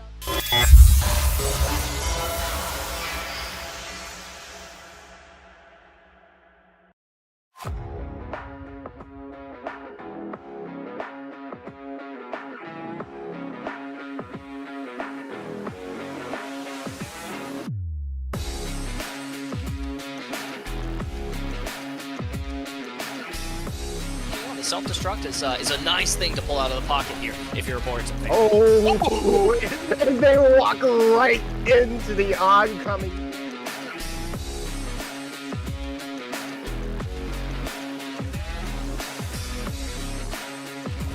Way out in front of the tech. Again, maybe getting a little bit staggered, maybe feeling pressured by that high percentage in West Branch.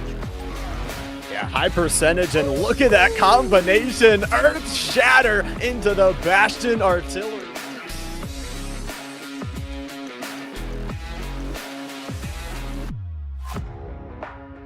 Away from this as well, so VOD review could be used. We're going to see that one more time from Airflow. Just right in the face of the competition, jumping over the head of Reinhardt as well.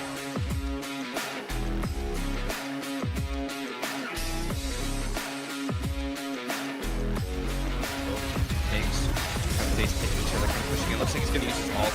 They're going to combo that ult. Nice. Huge play. They're trying to kill it. Nice. Huge play from Alari in Rissa. One of the better combos in the game now that new support hero Alari for Sunrise.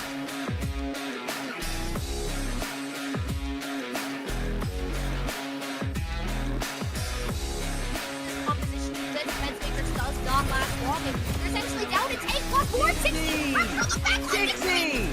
Oh my goodness! What a play from the start!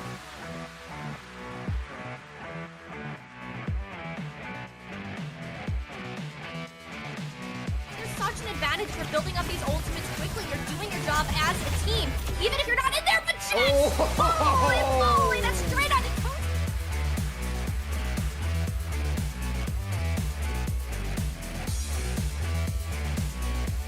Like we wanted to see it. It's one more elimination. Looking better and better, but Box is still alive, running a terror for everything that Blizzard has tried to do. Their hard work is undone, and they're back to square one. But remember, closer spawns for the attackers. They realize it's 3 players alive right now. Okay. That's no good. Nugget doesn't overstep. Nugget! Ooh. I mean, Tank is down.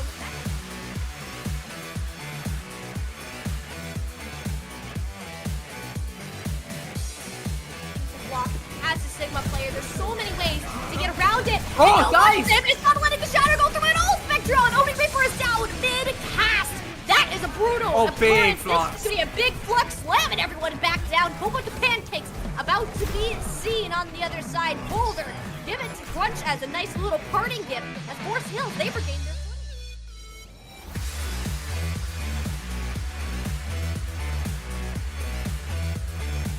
You'll find some amazing value. I mean, Forest Hills, they've been consistently exalted so far in the fight. Have to see again the double entire round the backside. Was gonna Team kill the combo with Ghostman. Oh my!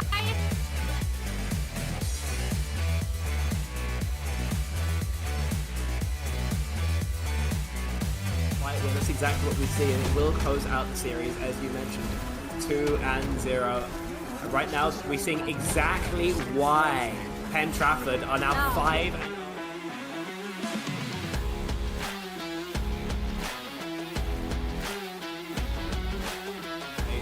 And Logan plays, in fact, catching their opposite number in a Junkrat trap to finish out the fight. So another great start here for Gateway, and they're looking to continue it as Siendra again goes down. There's nothing that Greater Johnstown can even do to that. That's a triple kill for the Junkrat. Make it for Logan plays. My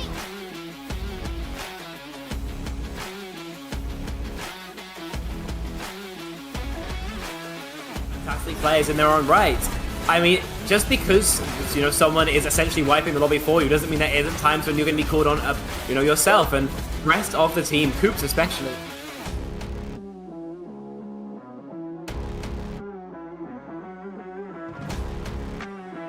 A little bit of damage here as well while you wait for the Lucio to make their way back towards you to try and see if they can help keep you alive. Swinging left, right, get a couple of hits, but now everybody else is going to be moving on the point. This is where they can be very, very dangerous, Mama. Yeah, just stalls out for the time, pops the ultimate. That should be played.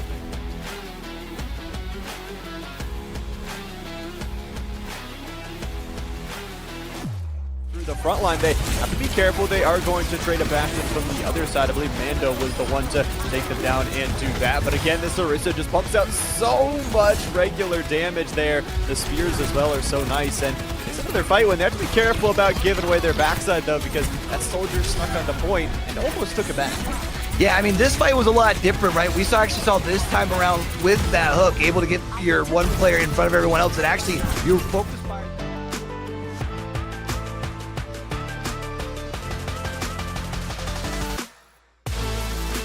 It's gonna work out. You find Crazy out, but you're gonna find a headshot to Yama as well. There's just no way with a 5-minute time bait. There's no way that Gateway can capture this point. But Logan goes down, another headshot from Mr. Gary, another one coming through. It's just a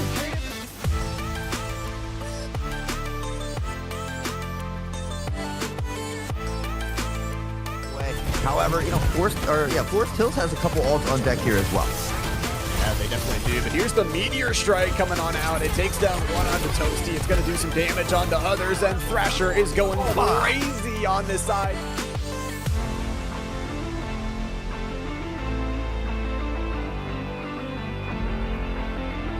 Close to our spawn. There's the Death Blossom coming in from the top. Lord.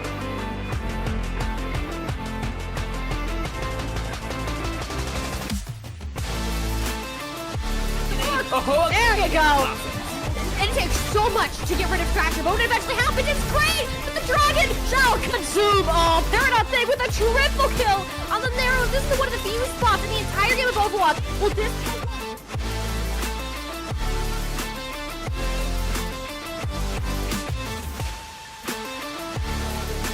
engagement. You've lost DBS Dip. You need to be the central pillar for West Branch, and it might just not be possible, but the grab's already built up. Oh my goodness, it's Molden might have just been able to do it with DBS Dip's help, and they're able to get that rescue.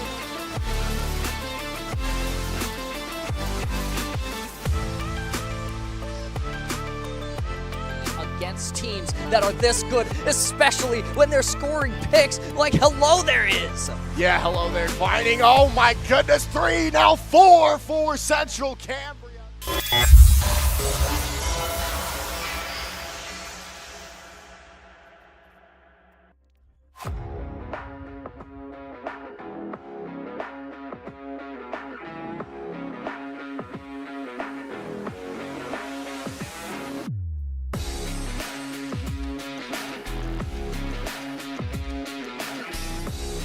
Self-destruct is a nice thing to pull out of the pocket here if you're a Boyertown fan. Oh, and they walk right into the oncoming.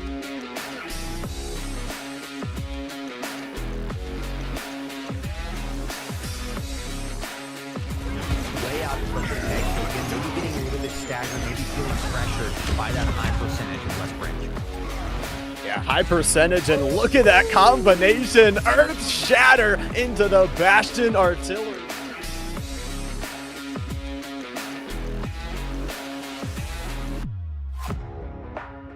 Away from this as well, so VOD review could be used. We're going to see that one more time from Airflow.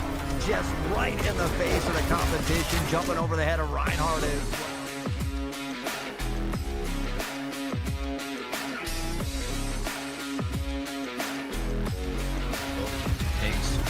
Face taking each other, kind of pushing it. Looks like he's gonna use his ult.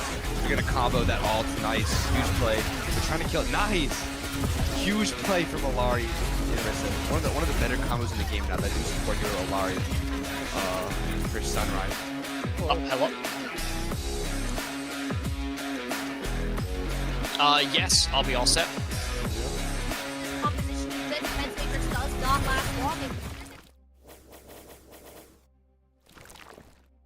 Hello, everyone. Welcome back to the TEC High School series. This is our last matchup of the afternoon here. It's going to be between Boyertown Division 1 and Forest Hills Division 1 here. Yeah, it's going to be a lot of fun to watch the Division 1 Forest Hills squad. We're going to get shouted out on their Twitter later today, Joker. They're going to say thank you for the cast because Ben is awesome. So Ben, Forest Hills, love you guys. Good to see y'all. And in Boyertown, their Division 1 squad. So we just got finished watching Boyertown's Division 2 squad. Actually, saw some really big things from them in that series. And now, that we're moving on to Division 1, there's even bigger things to expect from the Boyertown roster. And they're looking to. I mean, they're actually. I have to pull up the website again. Oh goodness, but they're actually doing really good this season. So Really doing well. To keep it running against Forest Hills would be fantastic for Boyertown here, and Forest Hills honestly, it would be awesome to see them win here as well because that just makes sure that they don't drop out of that top 5, you know. And honestly, that would be a tough thing for me to see. Especially with Penn Trafford winning today, going up to 2-1. I don't think they'll drop.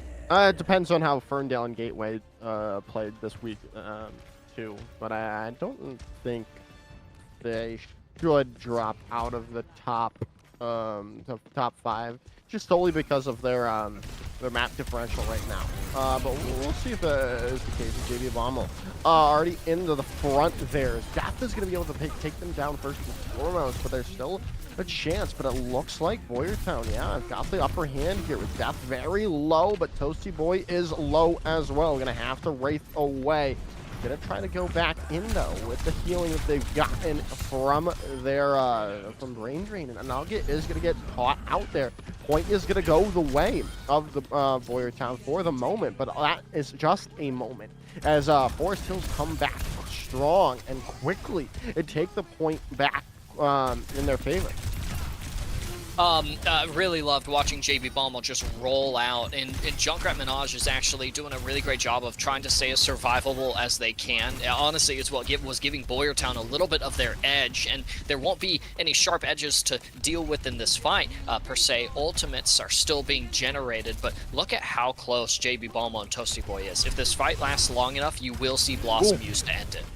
Good punch coming in from Death, though.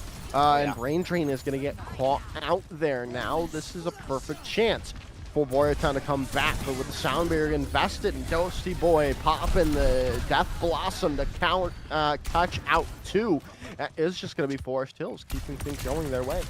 Yeah, really nice stuff from Forest Hills. They've got this point on lockdown. They're running the composition that really helps them navigate this map as well. I see a lot of these characters as must picks for a map like Nepal Sanctum. Not to say that you can't run other characters. All right, Death on the Doomfist is going to make waves of impact with the Meteor Strike. I really like seeing Sombra Nugget get in there, almost get Brain Drain out of the fight. Look for that opening pick, taking some risks. And now it's time to start making stuff happen with the ultimates that we're going to see generated. Almost 5 on the side of Boyertown.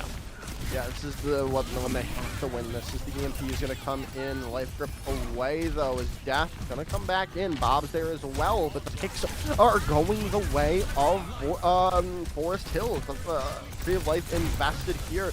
Point is going to flip over, but I don't know how long they have a hold of this point. Punch in the back, though. Still, they have a chance to hold on to this, but they've got to find picks, and they've got to find picks quickly before the respawn's coming back. And Kruger is doing just that with a follow-up coming in from Nugget as well. That should finally be Boyertown getting some good stabilization on the point. Yeah.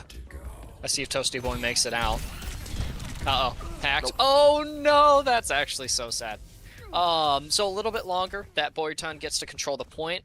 Very important since Forest Hills is honestly still maintaining a lead over them. Forest Hills also coming into this fight with nearly 5 ultimates. I really want to see what Oliver is planning to do with this Flux. I don't know that there was an opportunity to use it last fight, but if there was, then, you know, is there a compensatory Flux that we're going to see here? Starts off with Window, though. Bloodhound's gonna find out Junkrat. Oh my goodness, an overclock. A nice overclock being invested already, but that's all they're gonna find with 2 ultimates already being invested, but Nugget gets caught out there. Now, Forest Hills can rotate onto the point, rotate in and rotate and take the point away, but a huge punch!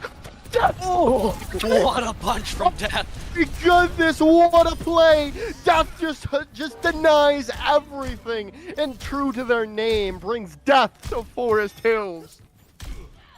I mean, it's that old strat. You gotta watch out for it here on Sanctum. The Wrecking Balls, Doomfist, Lucio's, Roadhogs, Pharah, all the environmental kills. Forest Hills falls right into that trap. Possibly is gonna lose this round because of it. Death Blossom invested, though, as Oliver comes back for the clutch converted Flux off the back of Toasty Boy's Death Blossom. The point is going to flip over, and Death is just going to smartly back away. Yeah, I really like that. I almost feel like I heard the comms in that moment where you know, Death is like, can I go in? Can I stay in? And the team's like, no, back. We got one more fight. It's all good. We got one more fight. And they have Bob to help them win this. So for Boyertown, it's actually looking winnable if that Bob doesn't get dealt with or if it's put in just the right spot. Yeah, it definitely is going to look really good for them. But JB Baumel finds Sky Jelly, and Kruger's Bob is off the side of the map. However, Death has found out JB Baumel. They need to build up an ultimate, but the 2 ultimates they're close to, their players are back in spawn. It's not where you need them to be right now. Death is trying to hold on, but they're just so low. Toasty Boy with the Hellfire shotguns that come from the side, and 3 to 4 shots takes them down, and Forest Hills take round number 1. Incredible stuff from both teams. I mean, Boyertown has a serious grip on how they want to play. Mishap with Bob, it happens, and you know, not getting anything off the Meteor Strike, you know, using it a little bit too late to salvage the fight, happens. Fact is that Sky Jelly's had some really nice pulls. Junkrat, Minaj, outside the overclock window, which what are you going to do about that, has had some marvelous sustain. You've got plenty of healing. You've got your initiators, your Nugget, your Death, your Kruger, and you've got ultimates to win the exchange as well. Boyertown needs an arena that is better for them, in my opinion. And now that we're moving away from meme map Sanctum, we can actually get to some maps that have a semblance of competitive integrity and see how these comps brawl into each other. Because Forest Hills has changed. It's that Sigma Rush composition, popularized by, at least for me, Binghamton A. Shout out to you guys, Reels, if ever you see this. Love you. And honestly, this comp that Forest Hills is on is a really good comp for this map. So Boyertown is not going to get the game handed to them for free. Definitely not at all here. We'll see if they can figure it out, though, going in onto this next point, like we were saying, on this grind, as the hack is already going to be found out, but so is Nugget, and they can't really find more value. They can't find the virus onto anyone on the side of Forest Hills for the moment. They are going to be able to find out Bloodhound for the moment, but again, no follow-up on to them, and now they're slowly getting forced away as Oliver's making their presence known on the point. But finally, Brain Drain's taken down. Nugget finding the pick that they were looking for. As Toasty Boy trying to race away, but they don't have it up quite just yet. And Kruger's going to be able to find them out as Boyertown continue to find their picks, and that should be enough to keep the stabilization going with 30% on the board already. I was about to say, stabilization wouldn't even matter too much. They've had control of the objective for some time now. They've won that fight. They're very close to a couple of ultimates that are going to be really good to start this fight with. In fact, with Forest Hills coming up on their sound barrier, your game plan for Boyertown is to use something to make them use sound barrier so that they don't have it for Nugget's EMP. Nugget's taking a little bit more time to generate that because they have to be really careful about how they engage into Forest Hills. Forest Hills does not mess around with the Sombra shutdowns, and that's something that Nugget has been really quick to realize. I really like that, but here's them going in. Yeah, nice the virus is just, that's just going to assassinate Bloodhound there. The sound barrier, though, invested by Bommel, and it's going to help Forest Hills make a move for the point, and they are going to be able to take it off the back of said ultimate. However, though, they don't have this for the boatload of ultimates that are coming online from Boyertown. No, they don't. JB Balmo used the beat, and maybe you would have preferred to use it in response to one of these other ultimates that are coming out, like the Meteor Strike and now the Coalescence. Yeah, and they've already found 3 Tree of Life, invested as well into that. 3 ultimates, though, to change that fight. Maybe you'll want one of them back, because, I mean, you didn't really need that Tree of Life in the grand scheme of things. Catch you later. No, perhaps not. It ends up just being nice insurance, to take out over the team. You've got 2 really good offensive ultimates, a really nice setup, and a really nice sustain ult, and as well an early hack on a Bloodhound who might have actually been looking for an opportunity to overclock with the window. Toasty Boy, though, gonna find 2 with the Death Blossom coming in there. Clutch yet again for Forest Hills, but still, they need to win this fight, and they need to win it now, and they're having to deal with the flux is going to come in now from Oliver, so that might just be enough. Yeah, it should be enough with the remaining members of Boyertown scrambling to stay alive or to get out. It's a nice back out from Boyertown, but it really doesn't matter too much anyways. They have one last fight that they need to win, one more retake of the objective that they need to play for, one ultimate for this particular fight, and once again, the name of the game should be just to force JB Baumel and Bloodhound to use those ultimates so that you can come back in with 5. Yeah, if they are, Nugget almost found Bloodhound out yet again, but still not going to be able to do so. Toasty Boy coming in, finding death yet again. This has just been such superb Reaper gameplay from Toasty Boy. As Bloodhound, that overclock finds out Kruger, and that's just going to get them up to 65, 60, 70% on the board before a real contest comes back in. Yeah, but you know, this might end up blowing up in the faces of Forest Hills. It might be a little bit of a blunder. You've got Death and Junkrat Minaj coming up on those Meteor Strike and Coalescence again, and that shut down Forest Hills the first time. We'll see if they can withstand it. Even if they live those ults, if the fight is short enough, then you'll have one last touch from Boyertown, especially with a comp as high mobility as this. They're trying to find JB Bommel out, but it's not gonna be able to do so. Nugget has to retreat now with the Meteor Strike coming in online, but it's just not gonna find anything quite just yet. But the Coalescence might seal the deal in the favor of Boyertown, and it is gonna do that as they find two. The remaining members of Forest Hills come crumbling down, and that is going to be the map. Or not the map, sorry, Boyertown is gonna tie it up going down into a round number 3. Yeah, that's going to mean Nepal Shrine being finished there. Sorry, you had me thinking 7 days, 7 nights walking around walls come tumbling down there for Forest Hills. Yeah, 100%, but I don't know that it was to the marching of Boyertown. Oh man, it's tough. You gotta call a duck at one point. Forest Hills needs to stop crippling themselves using ultimates in situations that they don't need to. There, I said it. I ripped off the Band-Aid. I still love you guys. But definitely the round is winnable if we don't see the flippant use of those ultimates, right, from Forest Hills. I think they're a little bit too eager to use them. And that's interesting to say, coming from me, because I'm a huge fan of cutting costs. Of not cutting costs. I'm a huge fan of all-inning, throwing everything we've got, using everything we have at our disposal to make sure that we win a fight, no matter the cost, no matter what it takes. And so to see Forest Hills embodying that is really cool. I just want to see a little more responsibility, a little more discipline coming from them, because Boyertown, Boyertown might deserve to win this map.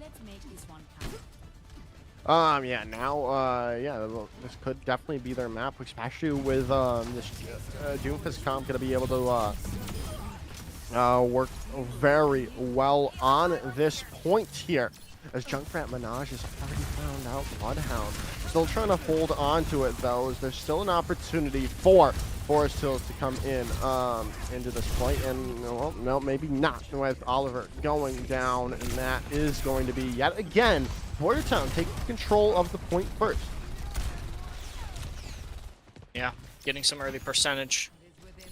Have those picks there. You've got to understand, Joker, that every moment, I mean, I know that you understand it, but like, people have to understand, the players have to understand that every moment in the series is actually a moment where the series can turn. Where the series will probably turn. Honestly, it's been Forest Hills' game to win up until maybe 1 or 2 fights last round, and now it's Boyertown's game, at least their map, to win. No ultimates on the board yet, but it's only a matter of time until at least one of these players has one. Look at Toasty Boy getting punched off after trying to engage. They're gone. Yeah, they're gone and out. However, Forest Hills had flipped the point over into their favor, but the real question is, how long are they going to be able to hold it as Brain Drain goes down? And that probably means they're not going to be able to hold it for much longer unless there's some hero plays coming in from the remaining members on the point, but that's just not in the cards, as it's just Bloodhound left. Mm-hmm. I mean, there are some heroes on both of these rosters for sure. So you absolutely could have seen Forest Hills make something out of nothing there, but instead, you know, it makes sense to reset, make sure that we're taking our time and that we're entering this next fight with the appropriate ultimates. Look at this pattern here. JP Pommel with the Sound Barrier, Junkrat Minaj and Death, both with their ultimates. The Coalescence and the Meteor Strike has been a proverbial thorn in the sides of Forest Hills. And if they don't find a solution, i.e., use their ultimates really appropriately in this exchange, then they'll continue to forfeit objective progress. They can't afford that now. Yeah, now already found Nugget out, though. That's huge. I love that barrier. I love that sound. The barrier is going to come in from JB Bommel to try to hold on, try to get into this point, but they've lost Bloodhound in the midst of the Coalescence that was used by Junkrat Minaj, and that might be the map done. They still have so many ultimates to use, and they have the EMP coming online. Yeah, and the EMP is particularly scary because the matchup between that and Brain Drain's Amplification Matrix is, well, the interaction is nullification. In fact, the Amp Matrix goes down as soon as Nugget pulls the trigger on that Q press, and there are some really nice ults for Boyertown to use to lock down this objective and make it unwinnable for Forest Hills, despite the fact that they've got those ults. A beautiful Sunstrike. That's incredible, Boyertown. Yeah, that's over. It's over. They are going to be able to, no, they're not going to be able to proc up the point as the Bob is going to be invested to finish everything off. Boyertown come in and take the map in a 2-1 fashion. Really good stuff. Really, really cool stuff from Boyertown that we've gotten to see so far. I'm eager to see more. I would love to see 3 maps of this matchup. Honestly, both of these teams are too good to let this series sleep on 2. But we'll see how it goes. Anyways, for Forest Hills, it's actually a really, it's an incredible punch from Death. Oh no, gets the spray and everything. I gotta respect it. As a solo queue ranked player, I gotta respect it. And as a caster, I gotta say, keep it classy out there, everyone. But we love to see a little bit of personality on the stream. I was saying for Forest Hills, it's honestly, it's not an easy course correction. It's not an easy adaptation to make, but you just gotta make sure that you're prepared for those ult exchanges. Every time Boyertown has their Coalescence and their Meteor Strike, they win a fight. Every single time. So you have to have some kind of response for that. You would look at JB Balmo's sound barrier, and there was a really, the sound barrier cast there on Nepal Village was awesome. But by that point, you've already lost Brain Drain, right? So at one point, it's a really frustrating position that a player like JB Balmo is put into, or that a player like Brain Drain or Bloodhound are put into, where your jobs are to use an ult for the ult exchange, but Brain Drain's job is to live until that ult exchange, which is very difficult against a Doomfist all-in composition. And for Bloodhound, it's like, hey, you got to keep everyone safe and ward off every single threat until we're able to compete in the ult exchange. And by that point, you already have lost enough fights or taken enough poke damage that Junkrat Minaj and Death have their ultimates. Yeah. So you end up losing the ult exchange. You see the frustrating, cyclical viciousness of Overwatch. It's every time there's a disadvantage imposed on you or your team, that disadvantage is going to stack and stack with more and stack with more. Taking time, reset periods, making sure that you're not taking damage when you shouldn't be, or that if you have to take damage, you are only taking as much as you possibly should, or as little as you possibly can. Principle, discipline, and some fair ult exchanges. That's what's going to get Forest Hills a win here on Rialto to ensure that we go to a map 3. Like I said, both of these teams, they don't deserve for the series. Boyertown if they win, Forest Hills if they win, or either team if they lose, they don't deserve for the series to only go 2 maps. I would have to agree with you there, Mr. Lord Thief, and especially after our first map, which was so tightly contested. We'll see how, though, if we are going to be seeing more than just round or point number 1 of Rialto, with Toasty Boy already finding Nugget out. However, JB Bomber's going to get caught out there, so that's a huge play just coming in from Sky Jelly, going to be able to follow up onto the punch from Death. As they're going to have to push back for the moment and wait for that respawn to come back. Yeah, really nice hack. Ooh, absolutely nice hack. Yeah. It shuts down Doomfist entirely.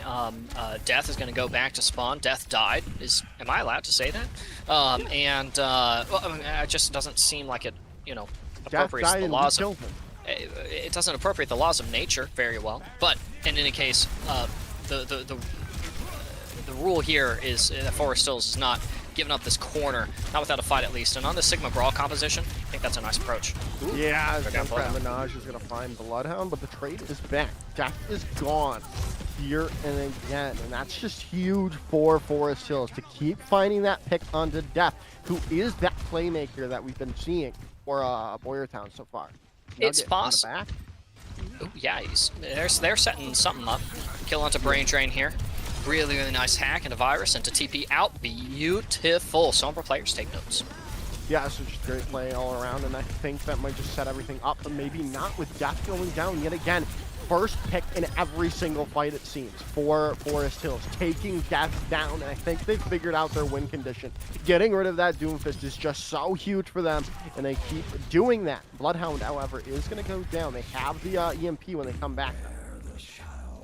Yeah, check this out, though.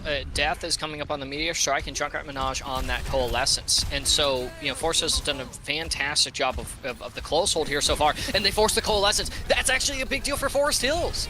But they lose Brain Drain now with the Captain Captive Sun coming in as well. It's just going to be so much damage as Junkrat and Minaj is going to be able to find another pick as they are already lost players. Toasty Boy is going to try to stay out, try to hide away. But yeah, you need to live, but I don't think they are, as Junkrat, Minaj, and Nugget are just going to be able to chase them down. That's okay. The real boon is the fact that Forest Hills didn't use any of their other ultimates that fight. So the cool thing, and I really like that from them as well, being willing to say, okay, let them use ults. You know, we'll come back and recontest with the EMP. The EMP is going to come in, but they've already lost Brain Drain in this fight. And now in the back line, Toasty Boy is going to find 2 picks with their Death Blossom. Meteor Strike on point. Oliver is going to go down, and it looks like we are going to be seeing more than point 1 today. Yeah. Oh, thank goodness. I'm ready to talk about how much I hate the other sections of the map, Joker. Woo-hoo-hoo! Really nice stuff from Death. Boo, I say. Boo. Let's get an average L Ethan in the chat, please. Oh, GG's. Death has made some marvelous compensations to the way that they're getting shut down at the start of the map to being able to pop off there and capture first point. That's a big deal. Big adaptations coming in from the tank player for Boyertown. Yeah, good stuff indeed. We'll see if they can keep things going their way as the Sombra duel goes in the favor of Bloodhound there, but not for long. Like you said, the virus does its job in the end, but you know what also does the job? The Amp Matrix from Brain Drain, allowing the stabilization to come in for it. Brain Drain is possibly like the one exception that, to you know, being really mindful about the ultimate commitment. I think the Amplification Matrix is one of those ultimates that I just love seeing thrown out as soon as you get it, as early as possible. Yeah, absolutely. So love seeing it, Brain Drain be proactive about that. And now I just want to know what Oliver's are playing with the Fluxes. Yeah, we've seen good fluxes come out from Oliver throughout this entire series, even though it has only been one map. But we'll see if it continues here. But Brain Drain's down yet again, and the EMP has come through, and that just might clean everything up as Death and Nugget are going to combine for good picks and just good plays all around as Boyertown keep chugging forward. I mean, Death has some marvelous cooldown cycling. I know I mentioned Sombra players taking notes from Nugget, and Doomfist players might have to take notes from Death here. I send this VOD to my Doomfist player. But you've got ults to contest this with, namely the Gravitic Flux. But honestly, this is Coalescence Meteor Strike you gotta watch out for. Yeah, the Coalescence, or the Meteor Strike is going to come in, and it's going to find Brain Drain yet again. What? It's fantastic stuff all around. Bloodhound is going to try to save the point with an EMP, but it's just not going to matter as the team kill comes through. Man, Death's picking up some highlights. They're padding the reel here. And Forest still says 2.5 minutes to defend third point Rialto. It's honestly not the most complicated endeavor. If there's going to be any point to stop Boyertown, it is going to be Rialto third point. And if they can stop them, then Forest Hills actually makes the series extremely winnable. Punch comes through, but Death is going to be caught out there by Bloodhound. And going to stay alive there as well, which is huge. And now this is where Forest Hills can really try to stake their claim on this point. It is such a hard third point to capture. But well, it's not going to happen. As Toasty Boy's already going to be caught out there. Captive Sun going to be invested too, and Brain Drain's blown up because of it. And well, Sky Jelly just going to keep going forward and help in the kill feed. And well, the team kill comes through yet again.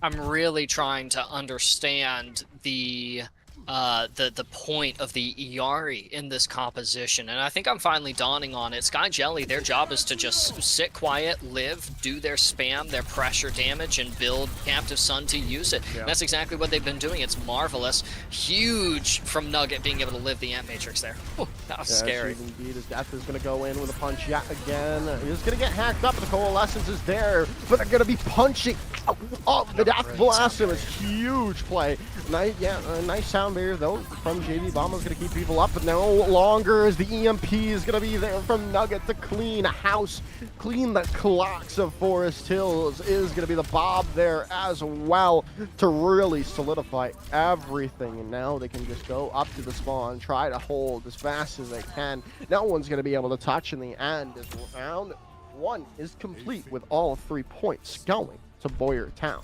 And it makes this map, oh man, it really does make this map difficult here for Forest Hills. Invariably, they're going to continue playing their composition. I wouldn't advise them to do anything differently. I think Bloodhound on the Sombra has been an absolutely incredible adaptation. And have you also noticed how Forest Hills has stopped losing to Coalescence and Meteor Strike?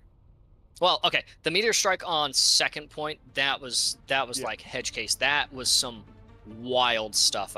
It's been a while since I've seen Doomfist plays like that from Death. So pretty impressive stuff that they managed to accomplish there on that character. But Forest Hills has made some really awesome adaptations. They're making this series actively winnable for themselves, but their win conditions are also becoming increasingly more obscure. Yeah, because now they have to complete the map and then beat them in overtime. And Boyertown's adapting too. They're adjusting too. It's good Overwatch. I love Overwatch. Good Overwatch. Yeah, that's what we're seeing right now.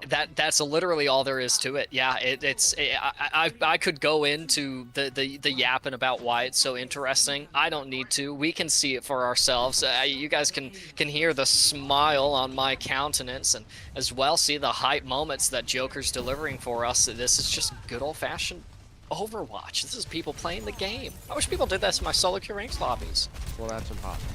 You're just playing solo queue ranks. Yeah, that's true. Well, JV Bomb able to almost find out Nugget there with a nice boot, but Translocator was up and ready to stay alive for that. It's a nice comes in that again. Death just keeps on punishing this Forest Hill squad. They just can't seem to do anything about it when they don't find the pick onto Death first. Yeah. It's like I said, because of the adjustments that Boyertown are also making, it's very difficult here for Forest Hills to actually clear something up and open up a win condition. Bloodhound back on the Sojourn, I think is actually a really good call. I understand why they're running the Sojourn. So they put Toasty Boy on that character and have Bloodhound just on a character that can just get raw picks, because at one point you might just need damage. Yeah, well, can't really do anything, but Death is just doing Death things. This is just looking so good for this Boyertown squad. They just can't seem to get out of this out of spawn right now because they're just met with a punch from Death and getting sent right back. We mentioned it very briefly at the beginning of the series, but the idea of using 80% of the map instead of 20 occurs to me here. Forest Hills with possibly some options of other ways that they could go, but you're really just asking to get punched off, especially now that Death has an empowered punch here. Charges faster, launches people further, does more damage, especially if they collide with the wall. And if you're punching people as far as you do with empowered punch, then they're definitely crashing to a wall. That's a nice hack out of the Sunstrike, though. That is huge. Taking Sky Jelly out is massive. The healing no longer there, but Death just keeps on finding a way, finding a pick, but Bloodhound can do that as well. But the Meteor Strike now going to be invested here. Coalescence is also available, but I don't think we can see it invested until we have a pick in their favor. And well, they have that now with Bloodhound going down, and now they're just forcing back, and you don't even need to use the Coalescence. A huge hack, though. What a beautiful Gonna be able hack. to take Death out, who is looking for that punch off the side of the map. Junkrat Minaj is going to be taken out of Coalescence as well, and a have to force back for the moment. But so is Oliver, because they're so low right now. Yeah, so gotta get sustained. Brain Drain is back in the formation. Got ultimates in the back pocket for this fight, and just a Bob and an EMP to shut down. Brain Drain going down is really tough though, with the sustain severed. You wonder how long Forest Hills can sustain on this objective. Yeah, especially with the EMP coming online and the sound barrier. JB Bommel from the top rope's able to get it out. As the EMP now comes back in response, and Death has gone down. So has Junkrat Minaj. JB Bommel, though, is going to be the only one left on the point for the moment, and that is going to buy them time, but especially if they lose their Lucio player and they lose Brain Drain, this is just not JB Bommel's looking so good. good. Yeah, I mean, he's good, but he buys time, but he lost it in the end, and now they don't have their Lucio for this last coming fight. Thankfully, they get back quickly, but now it's down to 15 seconds, and you don't have anyone there with you any longer, as they almost take down Oliver. Still going to be able to get them down in the end. I think this is the beginning of the end with JB Bommel going down. Death is still alive, and Kruger's just heading shot after shot with the Ash, the captive son coming through as well to take out Toasty Boy. The map is over and done with. Boyertown take it 2-0. Really cool stuff from Boyertown to continue winning. I might be mistaken, but in what I believe is their debut season for both of their teams. They were here last season. They were here last season. Okay. I literally talked about it this beginning of the beginning of the broadcast, Ethan, and we talked about it straight through my head. You in literally one ear, responded out to the other. You responded to that it. was that wild Doomfist gameplay that we got to see. Do we? So crazy. I'll bring Roll it back back the up. tapes. Roll back. I'll bring it Get back the up. instant replay up of the casters being little trolls to each other. So I was saying that this is a completely different Boyertown squad because, well, if you look at the the fall season, you'll notice something. All the names are different. No, you'll notice something. Who was to the bottom of the Overwatch 2 Division 1 standing list? And Boyertown. you'll notice it's Boyertown. Yeah. 0-6 and a 1-12 map record. Now we fast forward to now, March 20th. That's right. I In mentioned the spring. I said that they had quite the glow up. Yes, they've had quite the glow up indeed. As now they're 3-1 and with a 6-2 map record. This is a completely different Boyertown squad, and I don't really know why. I need to look Where at they came from. I don't know what happened, why they were that they just weren't good in the fall of 2023. And I need to know what changed. I need to look at this roster and see if any names have changed. We'll put our sleuths on it, Joker. Our casting sleuths to go and find us intel and information to sprinkle into the narrative. And I found it. Joker found I've it. already found it. The name that is missing from the Boyertown team in the fall of 2023. Can you have a guess? I'm gonna guess it's Death. Yes. Yeah. That is what I did not see. Death is the name that's missing. It's not a new story. It's a very old one. In fact, is just the team is always going to elevate each other. So having someone like Death in the roster, I can see where that makes Boyertown, the rest of the squad, play insanely well. What a glow up. Boyertown is one of those teams to look for. Right up there. I mean, they beat Forest Hills today. I think that Forest Hills on one of their really good days, I think that Forest Hills actually ends up being quite the matchup for Boyertown. Challenges them in a number of ways. And we saw a lot of Doomfist succeeding today. And that's definitely a byproduct of the fact that he is good right now. Yeah. Holy smokes, Doomfist is very good. And so are comps that are built around him because they capitalize on sustained mobility, burst impact, and potential ultimate generation and massive ultimate exchanges. And that's what Season 9 is right now. You need to do all of that. And that's why we see Junker Queen just so good, so dominant in the meta. That's why we saw in there. Yeah, that's why we saw Mauga literally just take everything over for that past week. It was probably I would say the most Mauga was probably the most what were the He was words better I then used? than when he originally got out of the game, in my opinion. It was the most it was I akined it to release break. That's what I akin Mauga to. That's a hot one. That's a hot one to drop here, especially for the end of the day, Joker. Yeah. Whew, you're gonna ruffle some feathers with that one. But no, he was strong. He was strong. I'm glad he's gone. I'm also glad that we got to see a little bit of Maga today. And that was a lot of fun. But a lot of Doomfist, like being really good. Well played from Penn Trafford and from Boyertown today. It's a shame, Joker, we didn't actually get to see Uniontown. That's what Penn Trafford's D2 team was here for, actually, was to fill in for them. And then, of course, well played to Boyertown's D1 team. Really nice stuff to Death and the rest of the crew. And honestly, from Forest Hills, man, I mean, they knew exactly what they needed to fix from round 1 from map 1 to map 2.